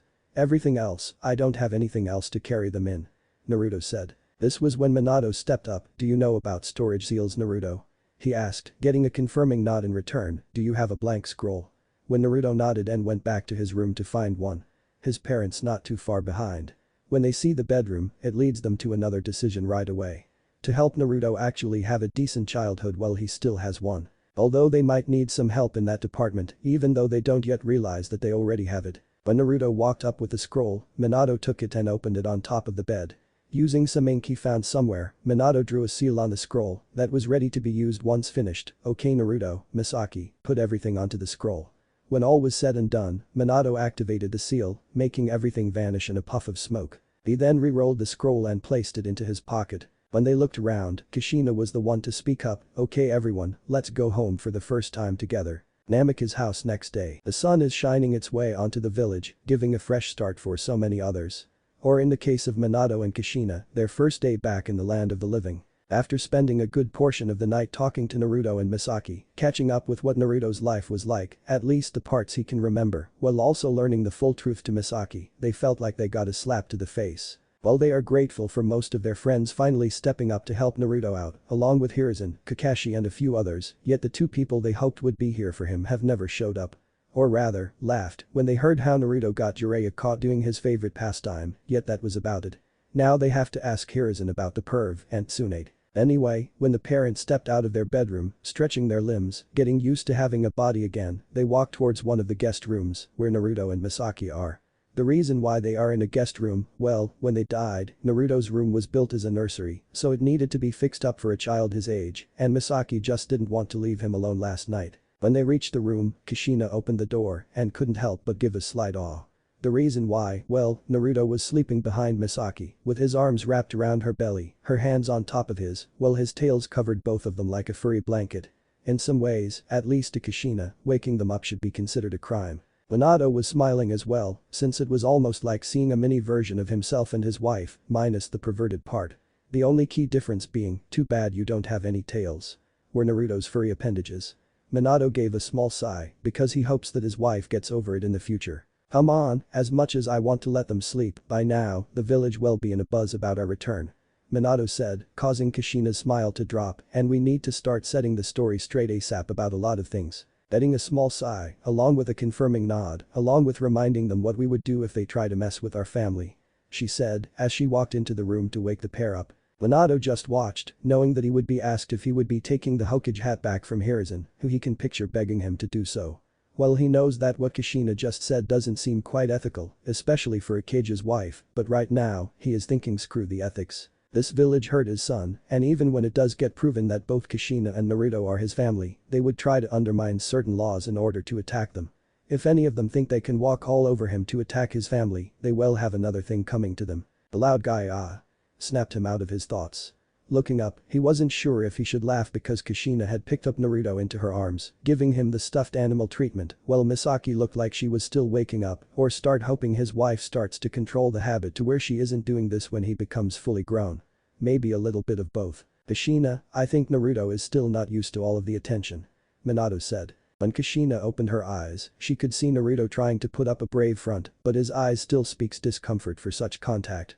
During their long chat last night, and noticing Naruto having the same feeling the first time she held him, she knew she made the same mistake again. When he told her why he felt that way, she knew that he doesn't entirely trust her, even if he would never say it. After putting him back onto his feet, she had to remind herself to take things nice and slow if she wanted to show Naruto what a mother's love is really like. I'm sorry Naruto. Kushina said, while watching Naruto put himself back together. It's okay, Mom. Naruto said, putting a small smile on her face. At least being called Mom is some kind of progress. Anyway, how about we have breakfast before we go meet Hiruzen at the office? Kushina said, and knowing what Naruto is about to say, don't worry, we still have food here. She said, and when she noticed a look from the kids, a disgusted one, she couldn't help but laugh. Relax, they are all in seals. Minato decided to continue when the looks didn't go away. The one nice thing about sealing food is that nothing spoils in them. When their looks went from disgust to surprise, come on, we'll show you. He said. After a nice breakfast made by Kushina, whose skills hasn't rusted once during her time in the afterlife, we find the family waking around the village. Just taking a nice stroll to get caught up on what has changed for the parents since they were dead, before they decide to go pay Hiruzen a visit. It was also to serve as recon to see who in the village they plan to pay back for what they did to their son, along with what level. Well, the one thing they might leave alone is the orphanage, since the two believe that the younger generation should never have to pay for the mistakes of the older generation. Although the same could be said about Naruto's parents, but they died protecting both their son and their village, so the choice was out of their hands. Also, they were hoping the village would allow Naruto to grow as a typical child, but their enemies from within made sure to prevent that by any means necessary. Yet it won't stop them from feeling guilty about the fact that Naruto was forced to become part of so many people's revenge, not all of them having to do with the Kyuubi attack. Okay kids, once we take care of business with the old man, we're going to build your rooms. Kushina said, and Misaki, I know you want to keep sharing a room with our son, but trust me, there will be times when the both of you would want to be alone, without being tossed out in the hallway. Along with everything else you'll need in order to be a child while you still are one. Minato said, ignoring the people who are giving Naruto dirty looks because of the fact that their hero is actually showing kindness to the one they despise the most. But first, we would need Hiruzen's help in making sure the bank would allow us to use our money again, since it was originally meant for you. But won't they try something now, because of last night? Naruto asked, since the only businesses he trusts are at Ichiraku's, since they treat him more as a person than a plague. No need to worry, since our money is tied to the Uzumaki clan account, which can only be opened by your mother and you.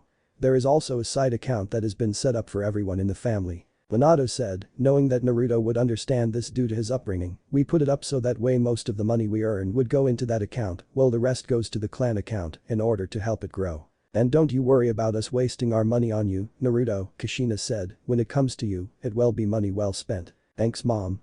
Naruto said. Yes, thank you Mrs. Namikaze. Misaki said. Giving the girl a big smile, oh please, call me Kushina, since you are a part of our family now. Kushina said. Okay, I will Kushina. Misaki said, a smile growing on her face. So since Misaki is still trying to figure herself out, what do you like Naruto? Minato asked. Naruto just looked down, I don't really know, since I'm not allowed in any of the stores. He said, causing both parents to feel livid, and whenever I do get something nice from the old man, it either gets destroyed or taken by one of the villagers, saying I stole it. Now the parents were beyond livid, especially with a smug look on some of the villagers' faces, thinking they get to keep doing it. Deciding to drop a big bombshell on them, well Naruto, from this day forward, anything you get from us is going to belong to you, and only you. Kushina said, causing the smug looks to turn into growls of disapproval, and nobody in this village is allowed to do anything about it without repercussions. This was when one of the villagers walked up to them and spoke up, look tomato, you are not going to he started to say, before Pow getting a punch in the face by a really pissed off Minato. First of all, you don't get to talk to my wife that way. Minato said, making some villagers sport an even more sour look, mainly the older female part. Second, we are going to make sure our son gets the happiness that he deserves, and we will defend him from anything, even if the threat is from within this very village. This was when most of the adults in the crowd started yelling out about how the fourth Hokage has been brainwashed by the demon, and all that, only to stop when two of Konoha's elders walked up to them. My, Minato, Kushina, not being back alive a full day, and you two are already causing trouble. Kaharu said, with a smile on her face, hello Naruto, Misaki. After giving the elders a proper greeting, well, what can we say, some people are too stubborn to look away from the past to see what is in the present. Kushina said, while being on the defensive to make sure the kids stay safe. Indeed. Homura said, looking at the crowd that was getting wound up. No doubt due to the insolence of those in higher power. Anyway, we came to let you know that the civilian council is demanding a meeting within the next hour involving you and your family. So you might want to hurry to Hiruzen in order to get everything you are going to need. Giving the two a thank you nod, Minato gathered his family together before they disappeared in a multicolored flash. Looking at the crowd, the two elders just gave a small shake of the head before walking away. While there are those in the crowd who thought it meant the demon child is going to meet his end, the ones who noticed the look on the elder's face knew better. Considering what has happened last night and the look in the elder's eyes, they knew that they are about to become royally fucked before the day is fully out. Hokage office, Hiruzen is going over some paperwork, making sure he has everything that Minato is going to need to crack some skulls for the upcoming meeting. He is pretty sure one of things that the civilian council is going to demand is to stop the investigation into the incident last night involving their Kumo guests, along with the mob that was formed because of it. Wouldn't be surprising if a member or two get revealed into receiving a few kickbacks for giving certain secrets that the outside world should not have access to. Another is trying to get some control over Minato. One thing they would want most of all is to have him remove Naruto from the picture as permanently as possible so that the boy wouldn't grow up strong enough to fight back against all of the cruel things they have done to him. Another thing is to have him convince Kushina to give up all property related to the Uzumaki clan to the village, when in reality, they want to sell off everything in order to put some money in their own pockets. But with the paperwork he has with him, try as they might, the civilian council will not disrupt this family from having a happy life. Sensing one of Minato's seals activating, he looked up just in time for the family to appear out of nowhere. While Minato and Kushina are okay, since they are used to it, Naruto and Misaki are a different story, since this would be their first time traveling by the FTG technique. Barely a few seconds later, both ran towards the bathroom so they can lose their breakfast into the toilet, while Kushina followed them in order to help them recover from the whole experience. Hiruzen can't really blame them, since it's a regular response for anybody traveling within a blink of an eye. Even he and his teammates went through the same experience when Tobirama used it on them to help them get used to it. He can even recall times whenever the team would refuse to wake up, Tobirama would use the FTG to send them flying into a freezing cold lake, which would remind them he was in charge. Looking at the elder blonde, so I take it my old teammates were able to find you? Hiruzen said. Well, he was hoping to give the family at least a morning together, but some fools just can't seem to let sleeping dogs lie. Yeah, they saved a group of fools from cashing a check their mouths would never be able to cash. Minato said, while taking a seat, causing Hiruzen to give a small sigh, and from what Naruto has told me, I guess I owe you an apology as well for what I left behind. Save it, I pretty much did the same thing to you when I first retired. Hiruzen said, with a sincere smile, before it got replaced by a look of regret, but I do owe you and your family a big apology for not realizing, or even noticing, that some of the attacks on Ash are more personal than one expect. When the rest of his family came back, with Kushina helping the kids deal with wobbly legs, "Are you two okay?" Minato asked, feeling bad for forcing that kind of speed on them. Getting a weak nod in return, just as the trio went to sit on a nearby couch, Minato turned towards Hiruzen. "As much as I want to place all of the blame on you on how Naruto was raised, but I can't. You were doing the best you can fighting against corrupt people without giving away the wrong secrets." Giving the blonde a small nod, "So care to tell me how is it that you and Kushina are able to come back to life, especially when you sacrificed your soul to the Shinigami to save the village?" Hiruzen asked. Well, he could have said sealed the Kyuubi, but since Misaki is starting over, he didn't want her to be haunted by memories of an old life. Knowing that this question was coming, Minato went straight to the point. "Well, for one thing, when Naruto destroyed the seal, it also destroyed the deal I had with the Shinigami. At first I thought he would be mad, but as it turns out, he was happy for it to happen, especially after grabbing Kushina's soul and explaining everything to us." He started to explain, and I do mean everything, from Naruto's upbringing to what he expects in return. And what would he like in return? Hiruzen said, although he can't help but smile as he watches Kushina playing around with the kids. As it turns out, there are individuals who have been cheating death for so long that the Shinigami is far from pleased about it. Minato started to explain, smiling at the fact that his son is starting to be a happy child for probably the first time in his life. And what makes it more insulting for him is that some of them seem to be taking souls away from him, one of them being a former ex-student of yours. Feeling that this was more of a punch to the face from the Shinigami instead of Minato, "I see, and I take it that he wants Naruto to be the one to take their lives?" he asked, refusing to let his past control what's left of life. Well, actually, Naruto would be the primary, since when the time comes, he will be the one to send the souls directly to him. Minato explained, anybody else can kill them, but Naruto, with the help of his eyes, would be the only one to send their souls to him. So that the Shinigami can separate the ones that have a place for them in paradise from the ones that has a circle in hell waiting for them. And I take it he isn't going to rush things when it comes to Naruto?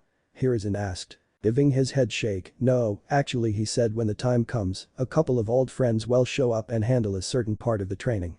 Minato explained, "All we have to do is raise Naruto and Misaki right and train Naruto to be ready to take on anything that is thrown his way. And before you ask, these bodies are brand new, everything else is pretty much the same." Kushina intercepted a possible question from the old man. "Since by now our old bodies would no longer look like us, he decided to have them destroyed completely and gave us brand new bodies.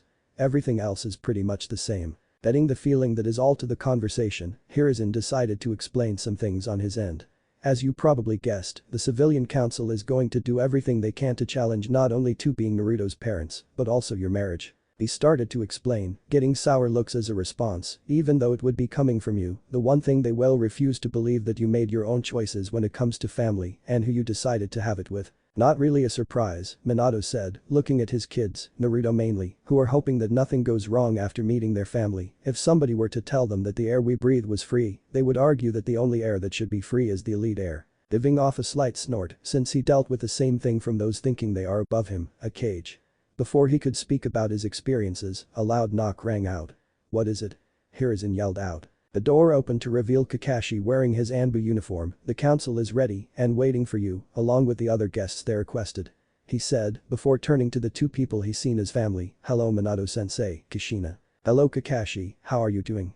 Kushina asked, with a big smile on her face, while Minato gave his former student a big nod. "I am doing fine Kushina," Kakashi said, his voice showing sincere happiness at what he is seeing, "although I'm still wondering how much of this a dream this is right now. Are you still reading those books that my sensei has been writing?"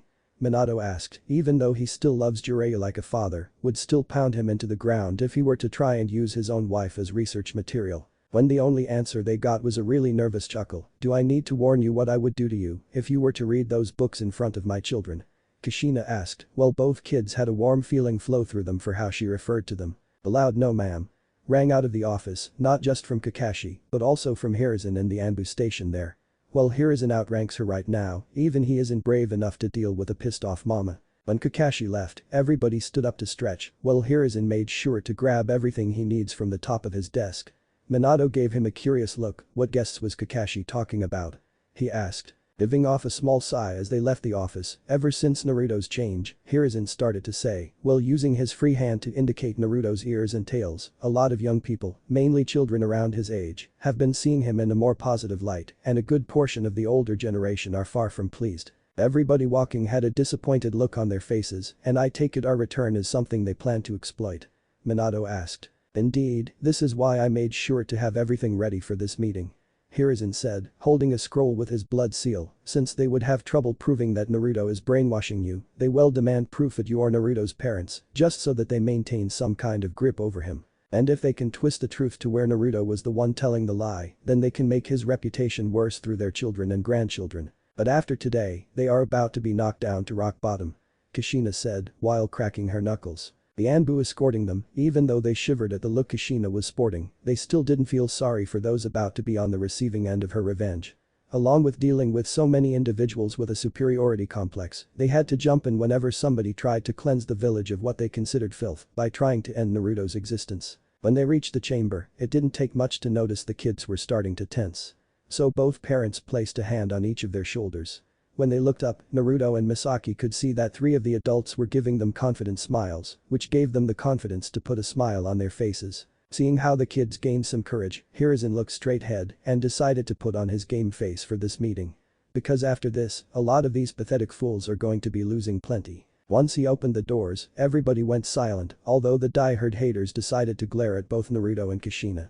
Everybody else gave a slight bow of respect for Hiruzen and the rest of the guests, mainly to tick off the people who called this meeting. Looking around, he noticed that the civilian council decided to make it a big family event, to where they, along with the clans, brought theirs.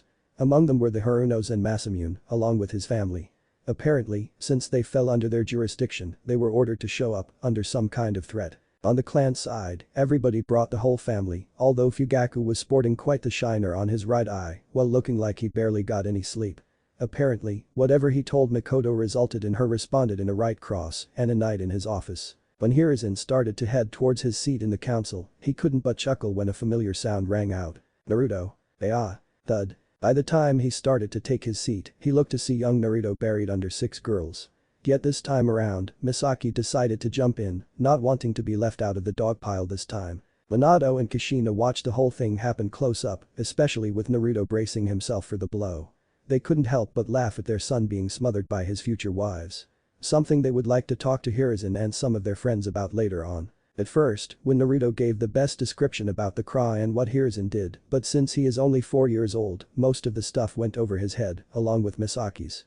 Yet seeing that the girls have a connection to some of their friends they know, makes them feel that their boy will be in good hands. But the clan heads, they, along with the wives were smiling, along with Hana and Itachi. What shocked people was the fact that Fugaku, the man who acted like the world was beneath him, was smiling at seeing his daughter smother the boy with affection. The explanation why is going to be blowing minds left and right, especially certain individuals who are about to get busted big time. For the rest of the kids that are boys, 3 of them could pass for miniature version of their fathers, Shikaku, Choza and Shibi. Yet the pineapple head one looked like he wanted to sleep but didn't want his mother to administer her painful brand of wake-up calls. The plump boy next to him was more interested in the bottle he was drinking from. What was in it was, believe it or not, BBQ sauce that was made to be drunk like milk. Apparently when people say the Akimichi has BBQ running through their veins, they aren't kidding. As for boy next to Shibi, both looked stiff enough to make a statue seem more lifelike. Next to Tsume stood a feral boy who looked like he came right out of the woods. While Tsume and Hana were laughing at the blonde being smothered to death by all of these girls, this boy was feeling far from pleased. His little pride not liking the idea that this orphan loser was getting all of the attention.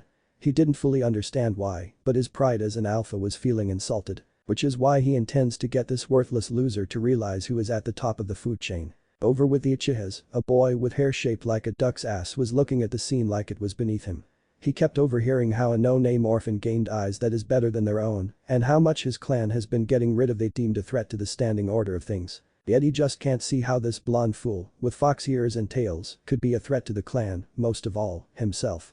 So the one thing he intends to do is show this fool his place, which is below an elite such as himself. Hiruzen watched as Minato and Kushina helped Naruto out of his predicament and couldn't help but laugh alongside his teammates. One thought that they, along with Minato, Kushina, are picturing is the look on a certain pervert's face when he finds out that the same blonde boy can get girls to fall for him for free, while he has to pay women to actually look his way. Along with knowing what Kushina would do to Jiraiya if he were to taint her son in any way shaped or formed. When they started to hear some of the civilian council start to throw insults towards the family, mainly accusing Naruto of brainwashing, the old team knew that now was the time to drop a lot of truth bombs, with a small mixture of shit bombs stirred into it. Hiruzen and Danzo gave each other a brief nod before the Hokage grabbed his gavel and called this meeting to order. While he got most people's attention, he noticed two boys approaching Naruto and the girls. "Excuse me boys, you are required to stay in your seats during the meeting," Hiruzen said, getting their attention. Yet even though Hiruzen is the highest ranking individual in the room, neither boys felt like obeying him. So they tried to continue their trek, only for two loud voices to stop them dead in their tracks. "Hiba, get your little ass back here now before I drag it back," Tsume yelled out, causing the boy to go pale at the only warning his mother yelled out. While he might consider himself an alpha in his mind, Kiba knows that he would receive an omega-size whooping if he were to disobey his mother again. "Sasuke, leave Naruto alone and get back here," Fugaku yelled out, surprising a lot of people, no more so than Sasuke himself. In the past, his father always let him do what he wants, while making sure the Uchiha clan could do whatever they wanted without being punished. Now here is, telling him to leave this clan-less orphan alone. While Kiba ran back to his mother's side in order to ensure the possibility of sitting properly again, Sasuke hasn't even budged. "But father, I was just going to," Sasuke started to say, only for his father to give him a look that promises trouble if he were to disobey him.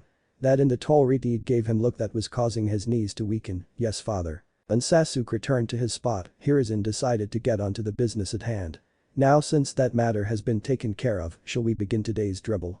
he asked, getting a chuckle from most of the people in the clan section, as well as the families forced to be here. Turning towards the civilians, "Now would you please start telling us what it is that Naruto did this time, so that we can prove otherwise, like we always do." Thinking that they will be the ones who get the last laugh out of this, the head of the civilian council spoke up, "Lord Hokage, we need arrest this boy for going around claiming to be the son of our esteemed fourth Hokage." She spoke up, getting nods from those who are too stubborn to see that they are about to set off the mines they laid out onto the field. It's bad enough that he started off looking like a young Minato, yet he has to brainwash Minato in order to make his lie more believable.